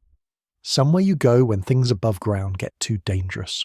War, natural disaster, invasion, even a sudden attack from bandits or wild animals. The idea is simple. Get underground, stay alive, wait it out, then go back up when things are safe. It's not just a modern idea. People have built shelters for thousands of years. So could these huge, silent chambers be ancient bunkers? Let's break it down. First, the size. 36 chambers, some big enough to fit dozens or even hundreds of people. That's a lot of space. If you needed to protect a whole village from danger, you'd need something big. The layout could work too. Many of the rooms are close together, some connect, others don't. It almost looks like a network. Places where people could gather, rest, and stay hidden. The narrow entrances might have been easy to guard or block off. If you wanted to keep enemies out, a single person could defend one of those doorways. But here's the thing. Real bunkers, even ancient ones, leave certain clues. They have signs of people living there, at least for a while. Fire pits, soot on the ceilings, ash in the corners, places to store food or water. Sometimes you find simple furniture, benches cut from the rock, shelves or niches for lamps. There might be trash or broken tools left behind. In these caves you don't see that. No ash, no blackened ceilings, no piles of burned bone or food scraps. Let's talk about water. If you're hiding underground for days or weeks, you need water. Ancient shelters often have wells, channels, or cisterns. Some even tapped into underground streams. In this case, the caves filled with water over the centuries, but there's no sign they were designed to catch or store it. No drains, no wells, no clay, pipes or channels carved into the floor, just bare stone. What about air? Deep underground, fresh air is a problem. People need to breathe. The bigger the group, the more important it is to get good airflow. Ancient builders knew this.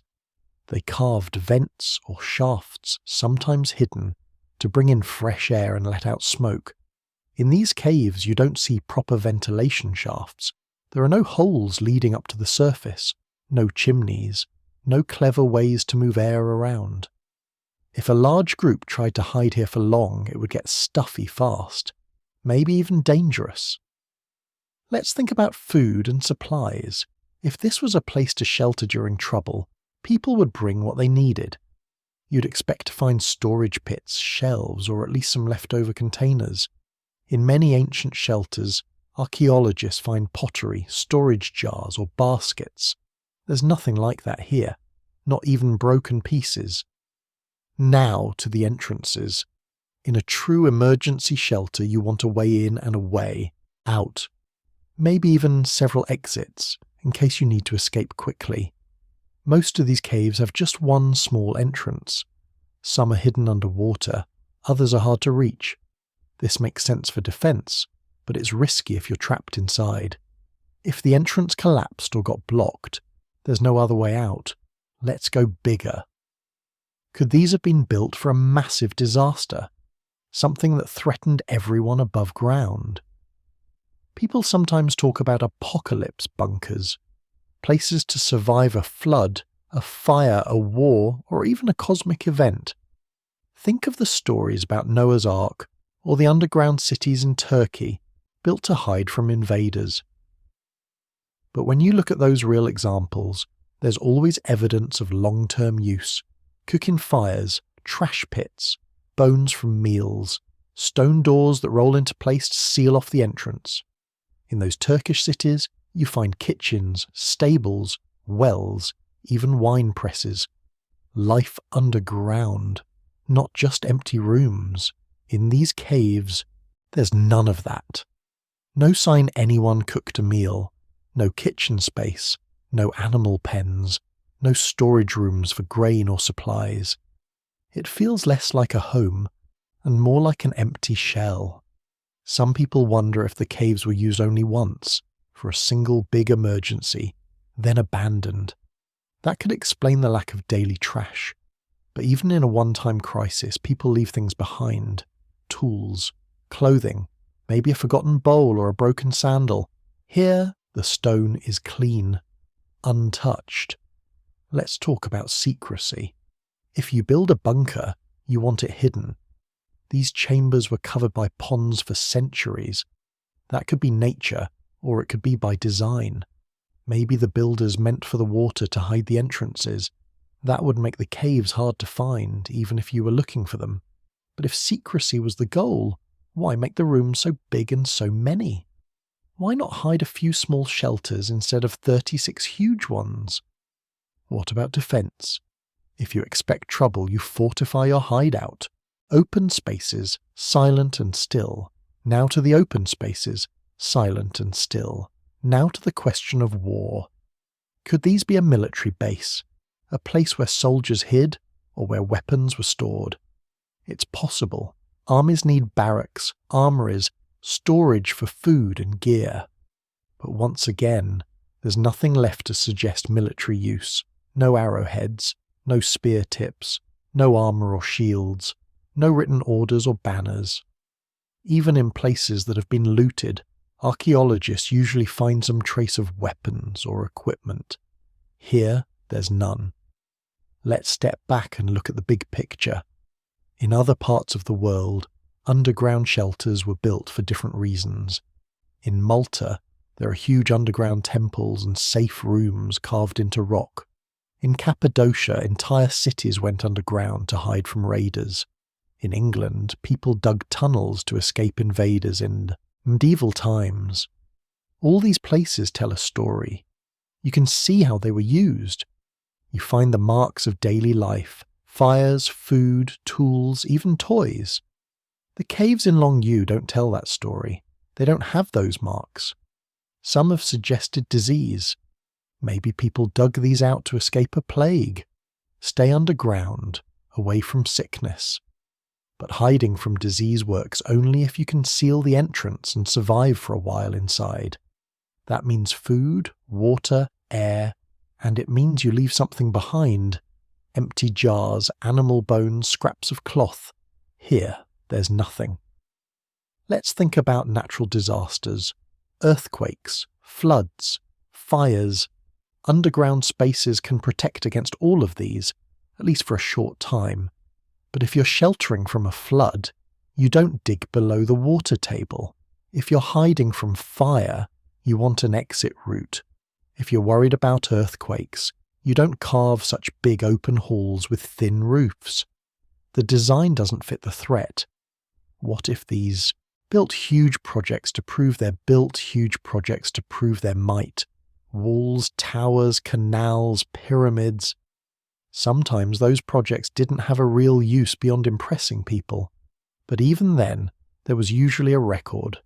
Carvings, inscriptions, a story passed down. Here we don't have that, just the stone. Maybe these chambers were a kind of psychological shelter, not a physical one, a place to show control over nature. We can go underground, we can shape the earth. Maybe it was about conquering fear, not hiding from a real threat. Let's look at another idea. Could these have been used for storing something? Not people, but grain, water, or valuables. Ancient societies built huge underground granaries to protect food from heat, thieves, and pests. But in those places you find traces, bits of grain, storage bins, ventilation for, keeping things dry. There's none of that here. Some have even wondered about more unusual uses. Maybe the caves were meant for ceremonies but not religious ones, secret meetings, planning sessions, a place where leaders gathered out of sight. But if that's true, why make so many? Why go so deep? Why leave no trace of chairs, lamps, or decorations? Let's step into the world of legend for a moment. Some people love the idea of lost technology. Maybe these spaces were created for a purpose we can't even guess. A machine, a ritual, or a science that vanished from memory. Maybe the builders had reasons that made sense only to them. But then we run into the same problem. No debris, no pieces of that technology, no hint of what was once there, just emptiness. It's possible the caves were never meant for human use at all. Maybe they were built for animals, stables for prized horses or cattle. But there's no sign of animals living here. No bones, no dung, no feeding, no troughs, no niches for hay or water. Could they be mines for a lost resource? Something more valuable than stone? Maybe the rock itself was special, but geologists haven't found anything rare here. The stone is ordinary sandstone. No trace of gold, silver, or precious minerals. Just regular rock carved away by hand. Let's talk about the effort. Whoever built these had skill, patience, and a plan. This wasn't a quick job. It took generations, probably. Maybe it was a tradition, passed down from parents to children. We dig, we shape, we move stone. But why? To what end? The goal is missing. Here's what gets me about the bunker theory. It explains some things. The secrecy, the underground setting, the careful construction. But it doesn't fit the details. Real shelters have marks of life. Fires, food, trash. These chambers don't. There's no sign of panic, no sign of hurry. The work is too careful, too exact. If you're digging for survival, you don't worry about making perfect chisel marks at 60 degrees. You don't polish the pillars, you dig fast, you make do. So maybe the answer is simpler or stranger. Maybe the builders weren't hiding from something. Maybe they were creating something. A space to shape their own world. A place apart from daily life. Not for hiding, but for making a mark. Or maybe the caves were meant to be filled, not emptied. Maybe something was stored here and removed long ago. Something that left no trace. Or perhaps these spaces are a blank canvas, waiting for us to project our own fears, hopes, and dreams onto them. The silence makes us wonder. The emptiness lets us imagine. What fascinates me about this is how much the caves resist our labels. Bunker, tomb, quarry, storage, all are close, but none fit right. It's like trying to fit a square peg into a round hole. The facts keep slipping away. So, if not a tomb and not a bunker, What about something spiritual? A place for worship, a temple? That's the next idea people explore, and it opens a whole new set of mysteries. Let's go deeper. If this place wasn't for storage, hiding, or the dead, then maybe it was for something more mysterious. Ritual, belief, or power. When people first see the size and shape of these spaces, their minds go straight to temples, places for worship, grand halls carved for gods, spirits, or ancestors. The idea isn't wild. All over the world, people have built strange, massive spaces for a higher purpose. Cathedrals, pyramids, sacred caves, each one meant to bring people together for something bigger than daily life. So let's put ourselves in that mindset for a bit. Imagine it's thousands of years ago.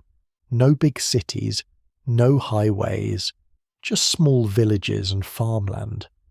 You're part of a group that wants to make a mark, not just on the land, but in the minds of those who come after. You want to build something that feels special, not just useful, but powerful. You don't have steel, you have machines, but you have time, patience, and a vision. It makes sense, right? People love to build big things for their beliefs. Look at Stonehenge. Look at the Great Pyramids. Even the painted caves in France and Spain. Those were about more than shelter. They were about stories, spirits, and the unknown. Maybe the builders here wanted to do the same, to connect with something above or below. Let's look at what you'd expect from a temple. Usually these places are decorated. Even if it's just simple marks or patterns, there's often something to show the space is special. At Longyou, you see those neat chisel marks everywhere. And in some spots, you get shapes, fish, birds, horses. Maybe those are symbols. Maybe they meant something to the people who made them. Maybe not. Next, think about layout. Temples often have a plan. They're not just random rooms. There's an entrance, a path, a main hall. Sometimes smaller rooms off to the side. The shape is meant to guide you, to create a feeling of awe or focus. Here you get 36 separate spaces. Some connect, others are isolated. This isn't like a single church or shrine. It's more like a cluster, a network. Why so many? Why this pattern? Here's where the questions build up. If you want people to gather, you make space for them. These chambers are big enough for crowds, but there's no sign anyone ever stood in them in large numbers. The floors are clean, no benches, no platforms, no fire pits or lamps. Nothing that says people met here. Let's talk about sound. Temples play with sound. Echoes can make voices boom or songs ring out. Underground spaces are perfect for this. The walls bounce sound back and forth. Maybe a chant here would sound huge. Maybe footsteps would echo like thunder.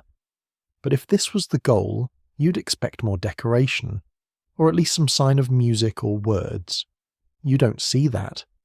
What about light? Many temples use light in clever ways. Sunbeams, through cracks, torches on the walls. In these caves, light is a problem. The only light comes from the entrance unless you bring fire, but there's no sign of smoke or soot. No blackening on the ceiling, no lamp holders. If people spent time here, they did it in darkness, or they had some way to see without leaving a trace. That's odd. Let's pause and compare. In ancient China, temples left clues. Shrines had altars, carvings of gods, spirits, or sacred animals, sometimes statues or incense burners.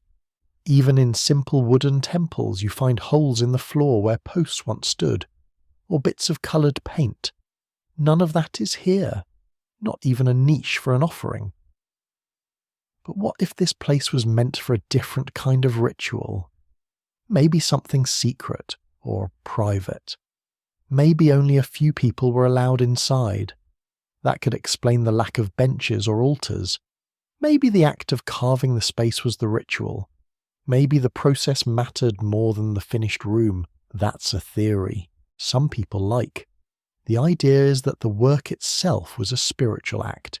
Each chisel mark, a a prayer or a promise.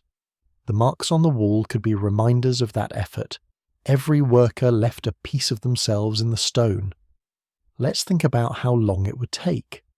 If it took decades to carve out these spaces, then maybe generations of people work side by side. Parents teaching children, skills passed down, the community bound together by a long project. In that sense, the caves could be more than a place. They could be a story told in stone. That's a powerful idea. It's not just China. All over the world, people have built things like this. The Hypogeum in Malta, the underground temples in India. Each one started with a group and a dream. Each one shows marks of culture, symbols, statues, or paint. But even the simplest sacred caves have something to set them apart. A focus point, an altar, some sign of ritual use. Here it's blank, not a scratch that looks like writing. Not a symbol saying this is for the gods. Not even a single broken incense burner, or a piece of pottery you could call an offering. Let's dig into the animal carvings. Fish, birds, horses. They're simple. No fancy detail, just outlines. Maybe these were totems, animals with special meaning. Maybe they were clan symbols or signs of luck. In Chinese culture, fish often mean wealth or plenty. Birds can mean freedom, horses, power or travel. But there's no pattern, no clear story. The images are scattered. They don't line up to form a scene. They don't seem to point to a single belief or legend. What about the chisel marks? Some people see them as decoration. Maybe the pattern was meant to be seen by torchlight, making the walls shimmer. Maybe the lines carried meaning, a kind of code, but nobody has cracked it. The marks are everywhere, but there's no obvious message. Let's step back again. If this was a sacred place, you'd expect people to protect it, to pass down its story. Even if the temple fell out of use, legends usually survive. People remember the old holy places, even if only as tales. Here, there's nothing. Not a single story in the village. Not a myth about a god, a hero, or a curse. That's rare. Even lost temples leave behind whispers. Could it be that this place was sacred in a way we don't understand? Maybe it didn't fit the pattern of other temples. Maybe belief was private. Maybe the meaning was only for those who built it. Some cultures keep secrets. Some rituals are for the few, not the many. Maybe the caves were meant to hide knowledge, not share it. There's another theory. Maybe the caves weren't for traditional worship, but for transformation. A place to go into darkness, to come out changed. In some cultures, people go underground for vision quests or to face a fear. The silence and dark can do strange things to your mind. Maybe these spaces were for that, a kind of test or a rite of passage. But again, we hit the same wall, no proof, no bones from sacrifices, no rings of stones for fire, no carvings of faces or gods, just empty rooms, lined with those perfect angled marks. Some people look at the scale and see ambition. Maybe this was a show of power. Look what we can do, even underground. In the ancient world, rulers often built huge temples to show their strength. Maybe a local leader wanted to impress neighbours, to create a meeting place for the powerful. But then, why hide it? If you want to show off, you put your temple on a hill, not under a pond. Let's talk about the physical effort. Digging out millions of cubic feet of stone by hand isn't just hard. It's a test of will. Maybe the builders meant to prove something to themselves, or to the world. We can shape the earth. Maybe the process was more important than the result. That happens sometimes. In Japan, monks rake sand gardens over and over, not for the finished pattern, but for the act itself. Maybe this was the same, but with stone. It's possible these spaces were never finished. Maybe the original plan was even bigger. Maybe the builders stopped before adding decoration, altars, or statues. Something happened. A war. A famine. A flood. The project ended. The meaning was lost with the last worker, but if so, you'd expect to see unfinished work, tools left behind, half-carved walls, but everything here looks complete. The marks are too neat. The chambers are shaped with care. Another idea. Maybe these spaces were meant for gatherings but not for worship. Maybe they were for councils or storytelling, a place to escape the sun, to meet in secret. In ancient societies, important talk sometimes happened underground, but most meeting halls leave signs, places to sit, to stand, to light a fire for warmth or cooking. Here there's nothing. What about teaching? Maybe this was a school, a place to learn or study. If so, you'd expect to find symbols, writing or art on the walls, maybe diagrams. But these walls are blank, except for the patterns and the odd animal shape. Let's not forget the water. For centuries the entrances were hidden below ponds. Was that on purpose? Maybe the water was part of the ritual. Maybe the journey to the space mattered. First through water, then stone, then darkness. Water is sacred in many cultures, a symbol of life or of crossing between worlds. Maybe the builders wanted to create that feeling, but if so, you'd expect more signs of ritual, offerings thrown into the water, carved stones on the pond's edge. None of that is here. What about astronomy? Some temples line up with the sun, the moon, or the stars. Maybe these chambers point to something in the sky. People have checked. The entrances don't match up with the sunrise or sunset. There's no obvious pattern to the layout. It doesn't fit known constellations. If there's a secret code, nobody's found it yet. There's a theory that the caves were made to store knowledge, not objects, but ideas. Maybe the patterns are a language, a map, a calendar. But if so, it's a lost language. No other site in China has the same marks, no key to unlock the meaning.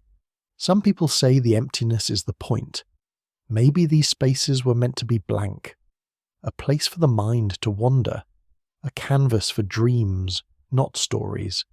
Stand in one of these rooms and you feel it, the weight of silence, the pull of the unknown.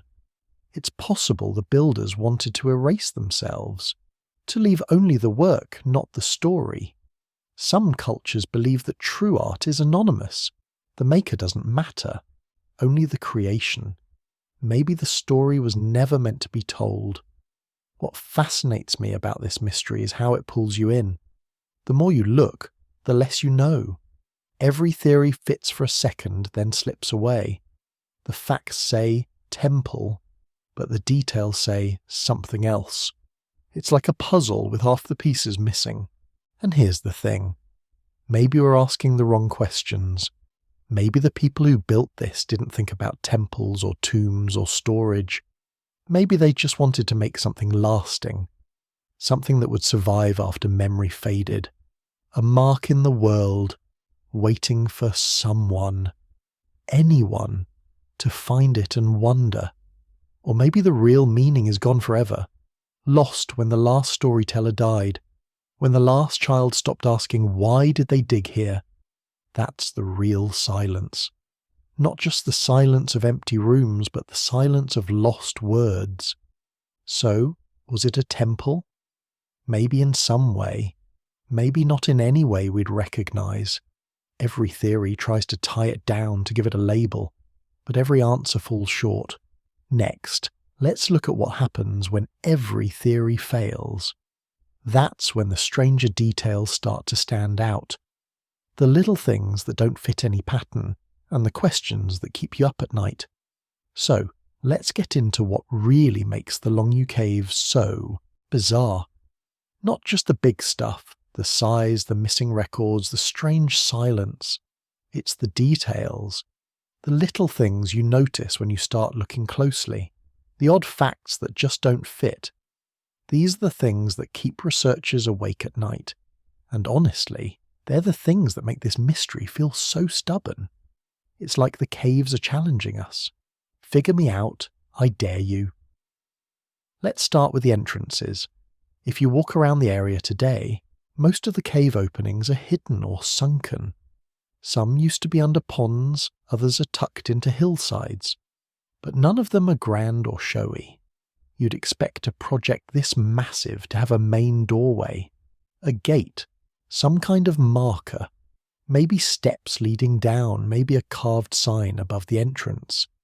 Instead, the entrances are small, sometimes just wide enough for a person to slip through. Nothing about them says, "Look here." They're almost trying to hide. And then there's the placement. The caves don't line up in a neat row. They aren't set in a grid or a circle. They're scattered, some right next to each other, some a bit farther away. No obvious pattern. If you look from above, it doesn't form a picture or a symbol. Some chambers connect, others don't. It's like someone dug out these huge spaces and just stopped wherever they liked. Or maybe they followed something underground. Veins in the rock, old cracks, or even water flows. But if that's true, there's no sign they were chasing the best stone, like in a quarry. The stone itself isn't special. It's regular sandstone, not precious. Nothing rare or valuable about it. Let's talk about the inside. Once you step into one of these chambers, the first thing you notice is the temperature. It's cool, even on a hot day. Underground spaces keep a steady climate. That would have been useful for storage, sure, but we already know it wasn't just about keeping things cold. What's weirder is the air. The caves don't have big vents, but somehow they don't fill up with stale air. You'd expect a problem with ventilation in closed underground rooms. But people can walk inside today without trouble. No sign of smoke stains, no soot from fires, but also no sign that people suffocated. Did the builders know some trick to keep the air moving? Were there hidden shafts now blocked by time, or did they just get lucky with the rock layers? Nobody's found any hidden tunnels leading up, and it's not like there's a chimney in each chamber. Now let's look at the floors. They're smooth, almost polished, not rough like you'd expect from chipping away at stone for years. No piles of debris in the corners, no scratch marks from dragging heavy things around. It's as if someone swept them clean and then left. In some places, the floors dip slightly in the middle, creating a shallow basin. Sometimes, after heavy rain, water collects in these dips, but there's no sign the builders made proper drains. If you wanted to use these spaces for storage or living, you'd probably want the floor flat, or at least sloped to keep water away. These dips don't seem planned. They might be a side effect of the digging, or maybe they had a purpose we're missing. Now here's a detail that's easy to miss. In some spots the walls have faint lines, almost like guidelines. These are straight, sometimes running from floor to ceiling. They're not chisel marks. They look like someone scratched a line as a reference before carving. You see these in some ancient stonework. Builders draw lines to keep everything straight. But here, the lines don't always match the angle of the finished wall. Sometimes they start and stop at odd places. It's like the workers change plans halfway through. Or maybe these are the remains of an earlier phase, a rough draft scratched in stone. Let's talk about water again, but this time from a different angle. For centuries these caves sat filled with water, not just a little, but completely submerged. The water was clear, cold, and didn't go stagnant. Locals even fished in the ponds above, not knowing what was below. The stone walls stayed solid, with almost no leaks or collapses. That's rare. Most underground spaces fill with silt or cave in after being flooded for so long. Here, the water acted like a seal. It kept the caves hidden and preserved. But that raises another question. Did the builders know the water would fill them? Did they want that? Or did the water rise after the caves were abandoned? If the flooding was planned, maybe the water itself was part of the purpose. Maybe it was meant to hide or protect these spaces from outsiders. Here's something that doesn't fit any normal pattern. In a few chambers, there are shallow steps carved into the walls. Not stairs you can climb, but more like small ledges. They run around the edge of the room, sometimes 2 or 3 steps high, like giant shelves. They're too narrow to sit on, too low to store much. They don't connect to any doorway. What were they for? Some people think they might have been for lighting. Maybe a row of lamps or candles, but there's no soot. Others think they could have been for displays, but there's nothing left on them. Or maybe they're just the remains of the digging process, left behind by accident, but they're too regular for that. Let's switch to another odd fact. In almost every chamber, there's a faint echo. Not a normal echo, but a strange one. If you talk at normal volume, your voice bounces back softly, almost like a whisper. But if you shout, the sound gets swallowed up. It doesn't ring out like in a church or a tunnel. It's a strange effect and nobody's sure why. The shape of the rooms, the angle of the walls, maybe even the texture of the chisel marks. All of these could play a part. Some sound engineers have visited to test this. Their equipment picked up odd patterns. Sound waves move differently in these spaces. It's not enough to call it magic, but it's not normal either. Maybe it was planned, maybe it's just luck. But it makes the caves feel otherworldly. Let's talk about the animal carvings again, but from a new angle. In a couple of chambers, the fish shapes are arranged in what looks like a loose circle. In others, they're scattered. The birds and horses are much rarer, just a few examples in the entire complex.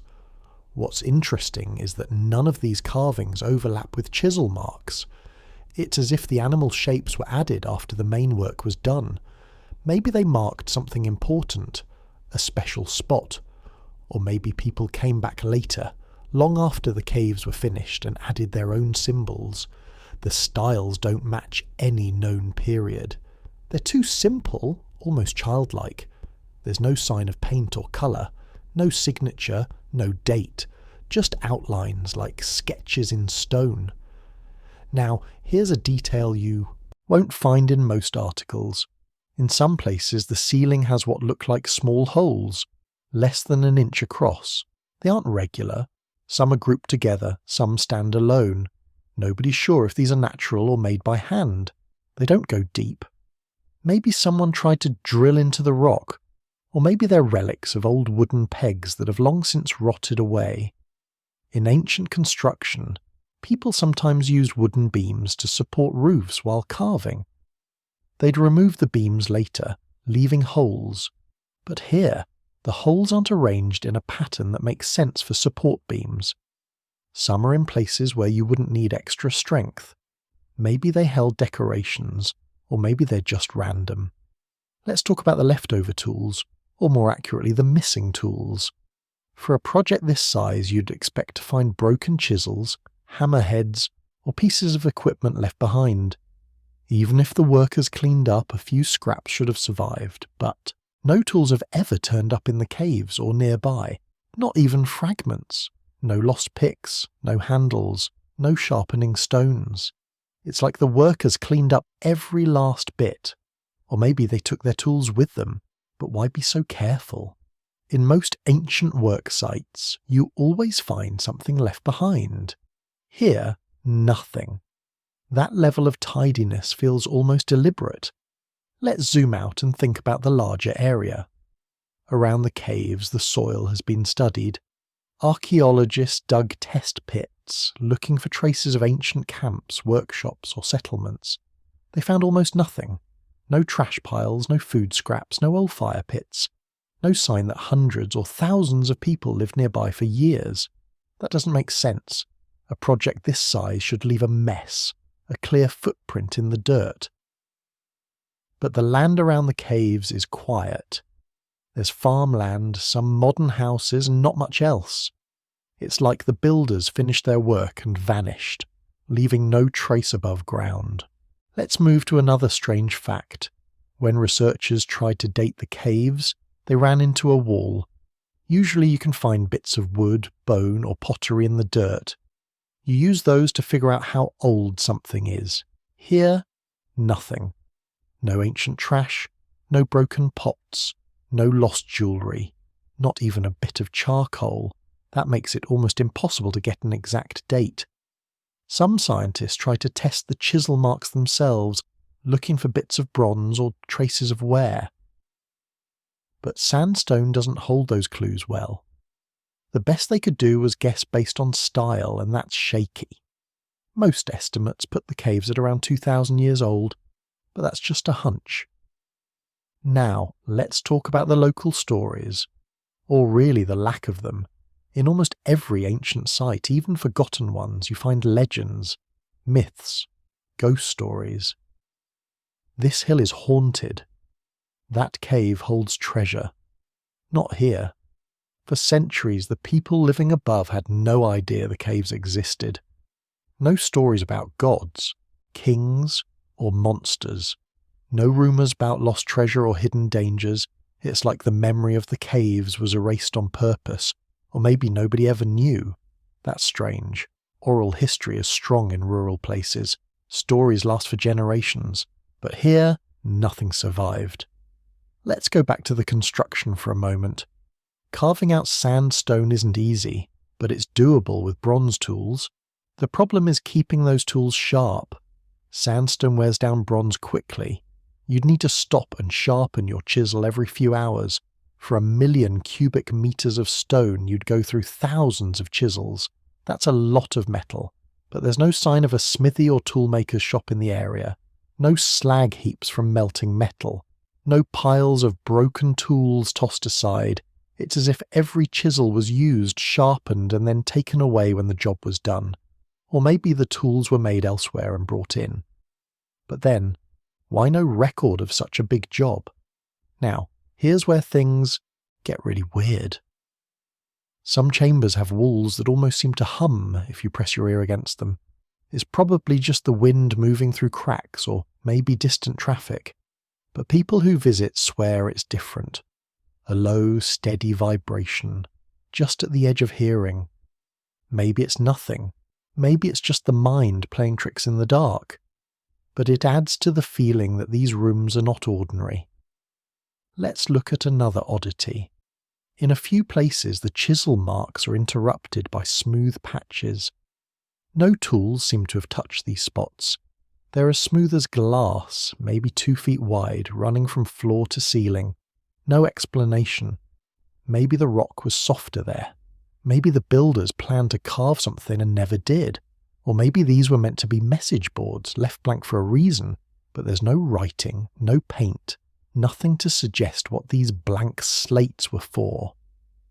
Now, let's talk about the way the chambers are connected. Some have narrow doorways between them, just big enough for a person to squeeze through. Others are sealed off completely. No door, no window, just solid rock. You can see where a tunnel might have been started, then stopped. Maybe they planned to connect all the caves and change their minds. Or maybe these sealed rooms had a special purpose. But nobody's found hidden passages or secret doors, at least not yet.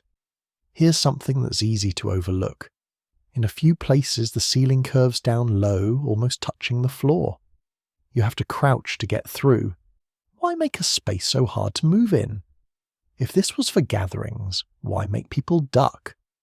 Some people think these spots were meant to discourage entry, maybe to keep out animals, or to make the space feel more mysterious. Or maybe it's just a side effect of carving around a weak spot in the rock. Let's switch gears for a second. In the 1990s, when the caves were drained, workers found a few odd objects in the sediment. Not ancient treasures, but modern junk. Bottles, coins, even bicycle parts. Nothing from the time of the builders. That tells us the caves were truly sealed off for centuries. Nobody wandered in and out, leaving behind their trash. Once the water came in, the caves went silent. Let's pause and think about the energy it would take to make these spaces. Not just muscle power, but motivation. Day after day, chipping stone, working in the dark, breathing dust. No sunlight, no breeze. You'd need strong reasons to keep going. Was it about pride, duty, fear? Nobody knows. But the effort is written in every surface. Here's a detail that's almost haunting. In some caves, the acoustics make it hard to tell where sound comes from. If you snap your fingers, the echo bounces in strange ways. It's disorienting. If you were hiding here, you'd have an advantage. But if you were lost, you'd feel alone, even if someone was just a few feet away. Maybe that was planned, maybe not, but it adds to the atmosphere. Let's touch on the idea of lost knowledge. In ancient China, stoneworking skills were passed down from master to apprentice.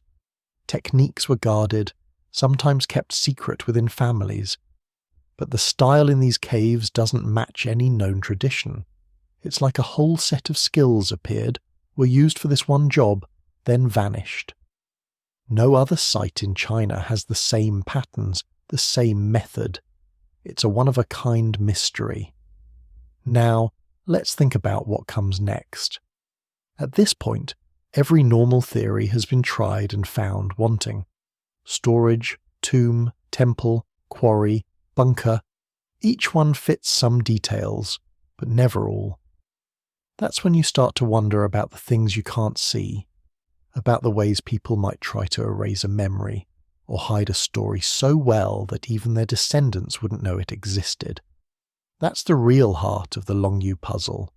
It isn't just about stone and effort, it's about forgetting, about the things people choose to leave behind and the things they choose to erase.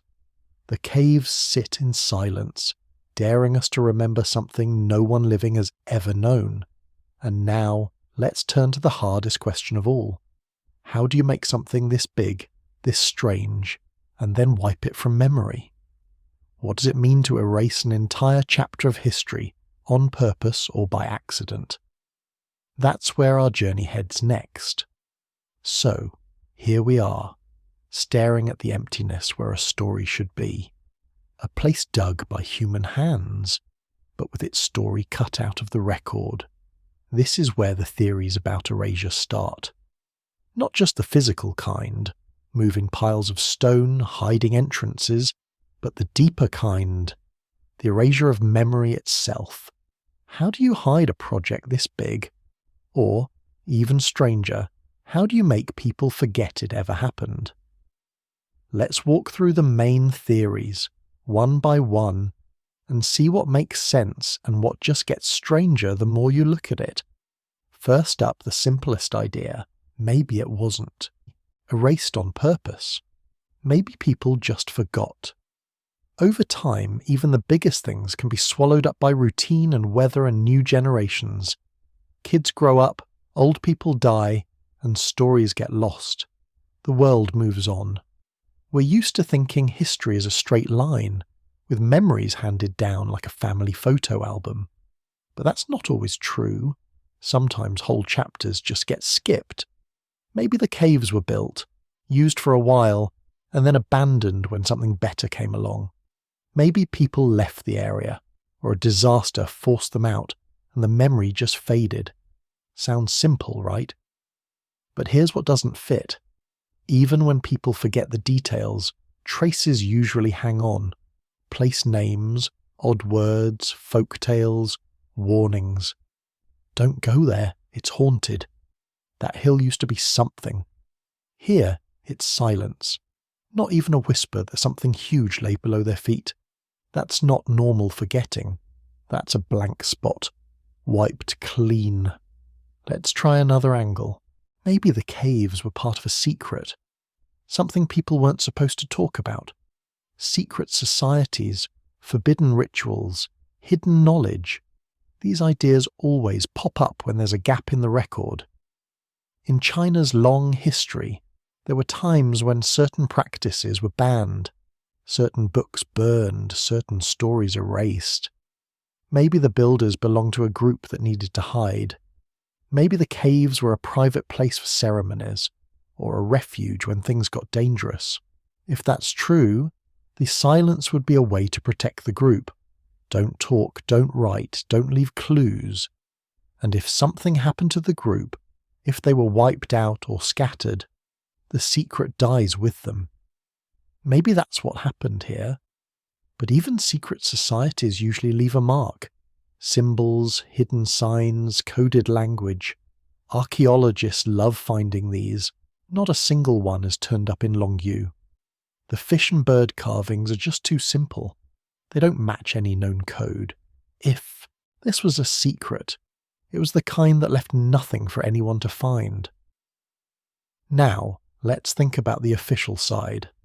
Could the government, or the ruling class, have erased the caves from history on purpose? In old China, emperors had the power to change the record. They could order books destroyed, names forgotten, stories changed to fit their own version of events. Maybe the caves were connected to a failed rebellion, or a ruler who fell out of favour. Maybe the people who built them were punished, their work erased as a warning. Forget this, don't speak of it. We know this happened sometimes. Whole families or cities could be wiped from the scrolls. But here's the problem. Usually, even when something is erased, the erasure itself leaves a mark. You see gaps in the records, you find out-of-place dates, sudden changes in the story. Historians notice these blank spots and start asking questions. In Longyou, there's not even a gap. The local records just roll on from one year to the next, as if nothing happened at all. Is almost too clean. Here's a different idea. Maybe the caves were so ordinary to the people who lived with them that nobody bothered to write it down. Imagine if, for some reason, huge underground spaces were just a normal part of village life. Maybe every family used a cave like this for storage, meetings, or shelter. If something is normal, you don't think to record it. You don't write about your shoes or your front door or the way you brush your teeth. Maybe the caves were like that. But this runs into a big problem. Nowhere else in China, or the world, do we see underground spaces like these as just normal. Even in places with lots of caves, people talk about them. They show up in stories, in art, in law codes. So why would Longyou be the one place where people built giant caverns and just shrugged it off? It doesn't add up. Let's zoom out. Maybe the answer isn't about hiding the caves, but about hiding what happened in them. Sometimes places get erased because something terrible happened there. A disaster, a crime, a curse. Maybe people wanted to forget. In ancient times, places of suffering could be left alone, sealed off, and the story quietly dropped. Over time, people stopped mentioning it. Parents stopped telling their kids. The name changes. After a few generations, nobody remembers why you shouldn't go there. If something like that happened in Longyou, it would explain the silence. But again, in most cases a shadow remains, a warning, a legend, a bad feeling people can't explain. Here, not even that. The caves aren't feared. They just weren't known. Here's a weirder angle. What if the caves were always meant to be erased? Some cultures built things to be temporary. Sand paintings, wood shrines, even some whole villages. The idea was that nothing should last forever. Maybe the builders of Longyou had a similar plan. Maybe the caves were for a special event, a single ceremony, a one-time gathering. When it was over, the caves were sealed, flooded, and purposefully forgotten. The water would hide them. Nature would do the rest. In this case, the forgetting is part of the design. The work itself is a message. This was for us, not for you. But again, nothing in the style or the carvings points to one-time use. The wear on the floors suggests people came and went, at least for a while. Let's bring in the idea of forced forgetting. In the study of memory, there's something called damnatio memoriae. That's a fancy Latin term for erasing someone from history. Destroy their statues, chip their name off the records, pretend they never existed. This happened in Rome, Egypt, even China. Maybe something like that happened with Longyou. The project was connected to someone who fell out of favour. After they were gone, everyone was told to forget. But even in those cases, the traces are obvious. You see hacked out names, smashed statues, altered texts. At Longyou, there's nothing to fix or hide. You can't erase what was never mentioned in the first place. Here's a different kind of theory. The caves were hidden not from people, but from the elements.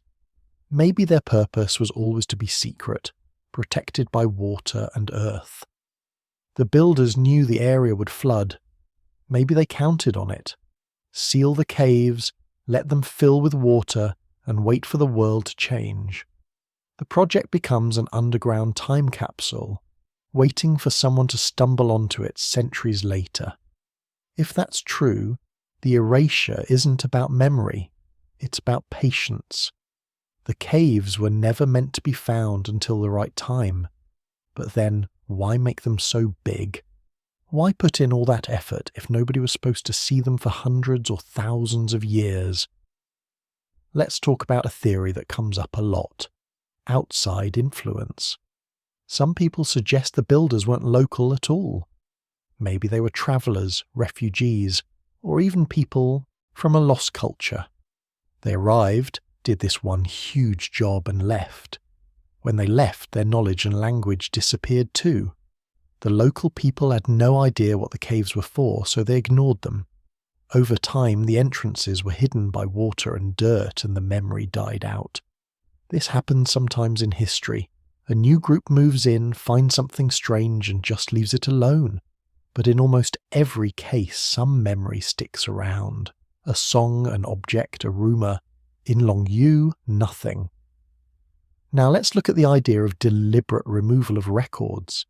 In ancient China, scribes kept careful records. But there were times when records were rewritten, edited, or destroyed. Whole dynasties would rewrite the story of the past to make themselves look better.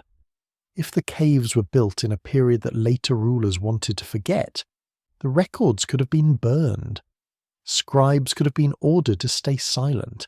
But even then, traces usually survive somewhere: an old scroll, a forgotten letter, a family story. For Longyou, none has turned up. Not in local records, not in family histories, not even in far-off provinces. Let's pause a moment and talk about a stranger idea. Maybe the memory was wiped by accident. When people move, when cultures mix, old stories can get lost. Floods, wars, fires. These things destroy records, scatter families. Maybe the cave survived, but the story didn't. Maybe a disease or disaster cleared out the people who knew the truth, and the newcomers never found out. Over centuries, the land changed hands, and the caves slipped out of memory. This happened sometimes. But even then, you'd expect a few hints to survive. A strange word, a half-remembered story, something. Here, it's just a blank. Here's a theory that shows up in other parts of the world. Maybe the caves were made by people who didn't want to be remembered. Sometimes groups want to leave no trace.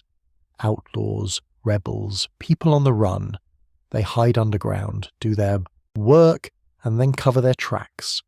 Maybe the caves were a base for a secret group, and when they left, they took everything with them. Tools, trash, even memories.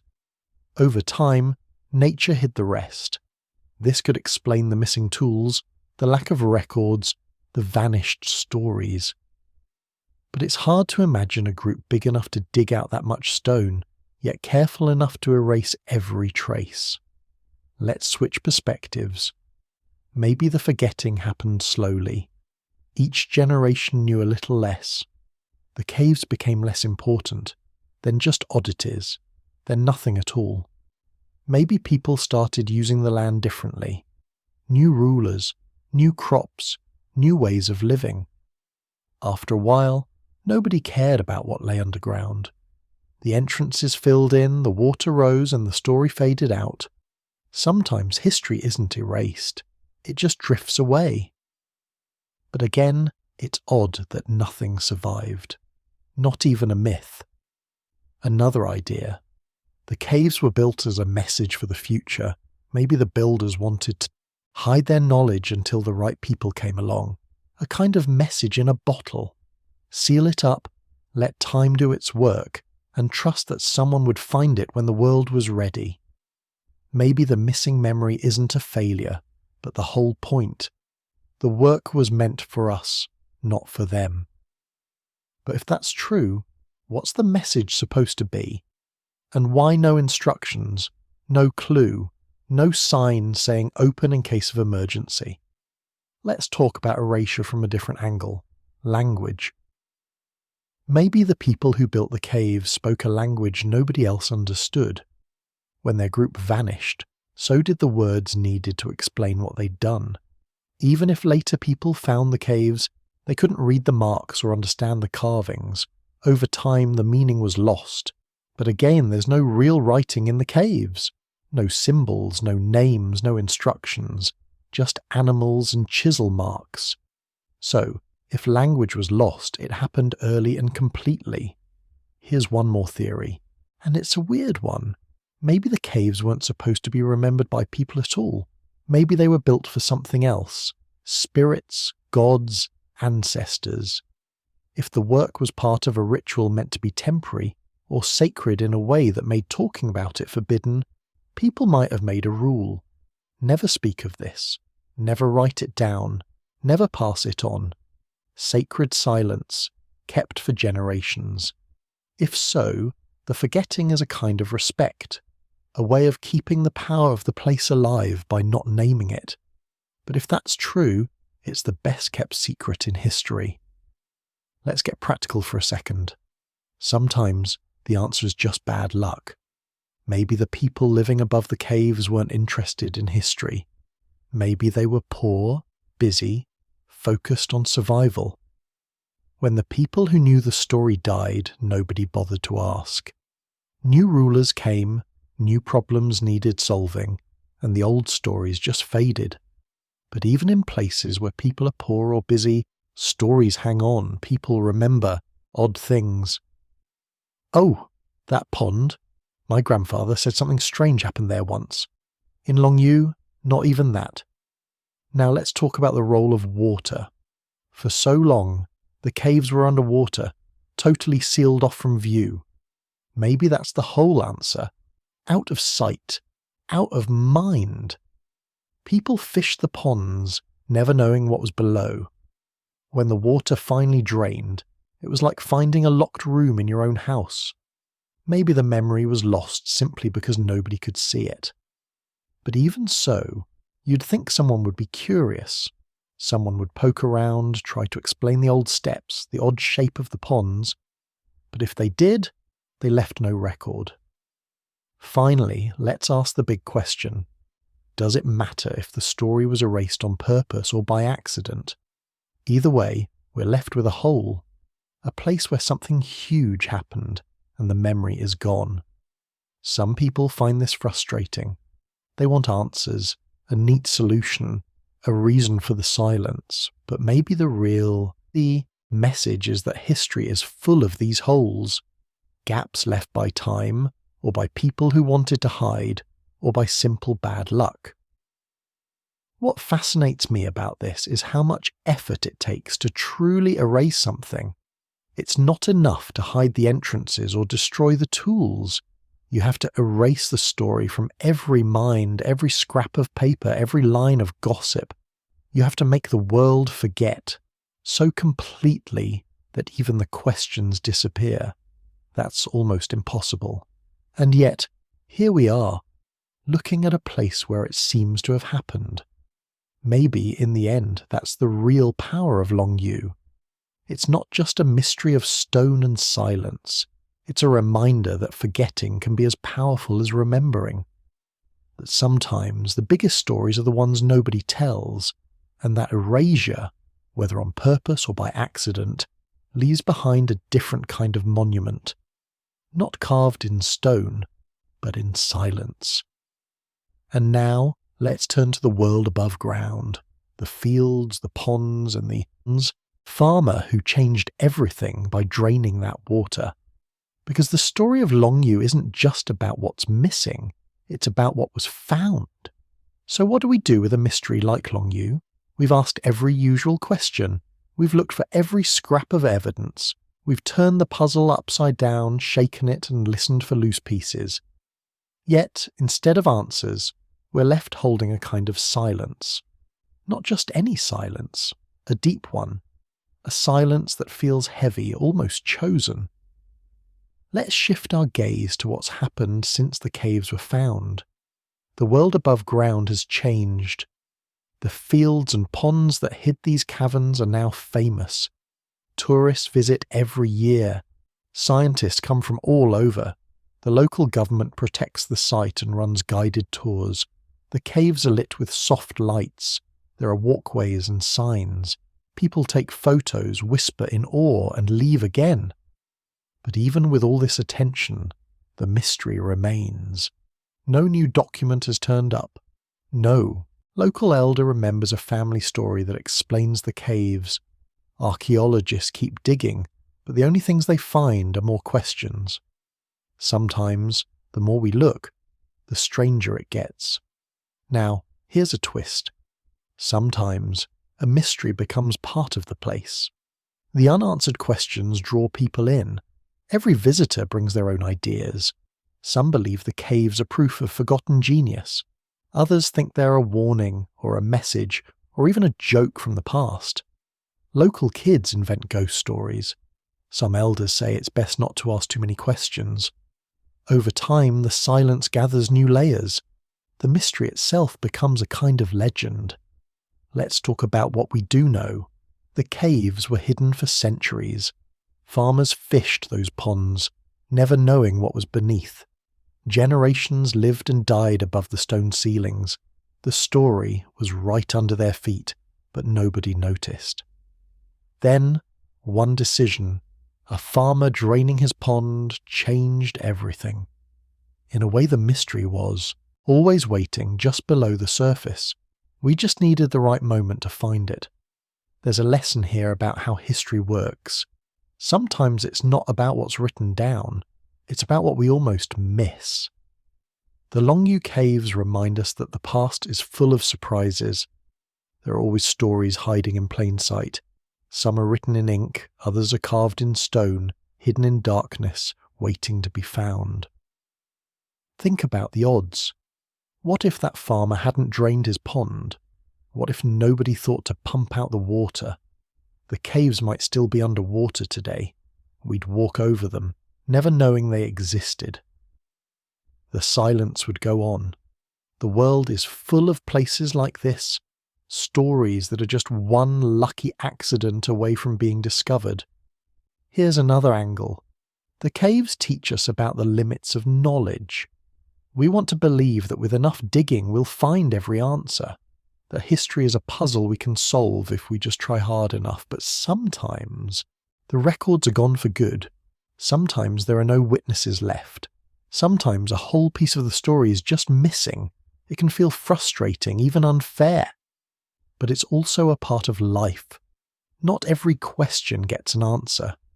In Longyou, the silence feels different. It's not just a gap in the record, it's a challenge. It pushes us to accept that some stories are lost, not because nobody cared, but because time itself erases as much as it preserves. The caves are proof that forgetting is as much a force as remembering. Let's get practical for a second. Since the discovery, teams have measured every inch of the caves. Laser scanners map the chambers in detail. Geologists study the rock. Engineers try to understand how the ceilings stay up. Every tool of modern science is thrown at the problem, but the basic facts don't change. The caves are older than anyone thought. The stone was removed by hand. The work was organized and skilled, and the record is still empty. This local community has changed too. What was once an ordinary village is now famous. The mystery brings visitors and money. Kids grow up hearing stories about the hidden world below. Some people are proud. Others are tired of the attention. But everyone agrees on one thing. The caves have changed how they see their home. The land feels deeper. The past feels closer. Let's not forget the human side. The people who built these caverns were real. They had lives, families, dreams. They worked in darkness, carving stone for reasons we may never know. Their hands shaped every wall, every pillar. They solved problems, argued, probably laughed and complained. Then they left, by choice or by force, by accident or by plan, and their story disappeared. But their work survives. It's strange, but sometimes the thing that lasts isn't the story, but the act itself. The stone remembers what people forget. Even when the reason is lost, the effort remains. That's true for Longyou, it's true for a lot of human history. Now let's take a step back. The Longyou caves aren't the only mystery like this. All over the world there are ancient sites nobody can fully explain. The Nazca lines in Peru, the stone heads of Easter Island, the underground cities of Turkey. Each one is a question mark in the landscape. Each one leaves us wondering, who did this? Why? How? Longyou joins that list. It's a reminder that our ancestors were capable of more than we usually imagine. Sometimes they left us puzzles we can't solve, but maybe that's the point. Maybe the value isn't in the answer, but in the search. The Longyou caves pull us out of our routines. They force us to slow down, to wonder, to imagine. In a world where so much is explained, a place like this gives us space to be curious, to accept that it's okay not to know everything. Here's something else to consider. In the end, every person who visits Longyou brings their own story. Some are looking for proof of lost civilizations. Some just want a good mystery. Some hope to catch a piece of the past that feels real and close. The caves don't give out answers, but they do give out wonder. That's rare. That's valuable. And in a strange way, the silence itself is a kind of answer. Not the one we wanted, but maybe the one we need. It tells us that not every story is ours to know. Some things belong to the past. Some secrets are kept by time, not by people. The caves remind us to be humble, to listen, even when we hear nothing. So as you think about Longyou tonight, remember this. Mysteries are part of being human. We build, we forget, we find, we wonder. And sometimes the biggest stories are the ones that slip through our fingers, the ones that make us stop and listen to the quiet. The Longyou caves are still there, waiting, watching, keeping their secrets. And maybe that's enough, because sometimes the silence is the whole story. Sleep well, may you dream of hidden places and the stories they keep.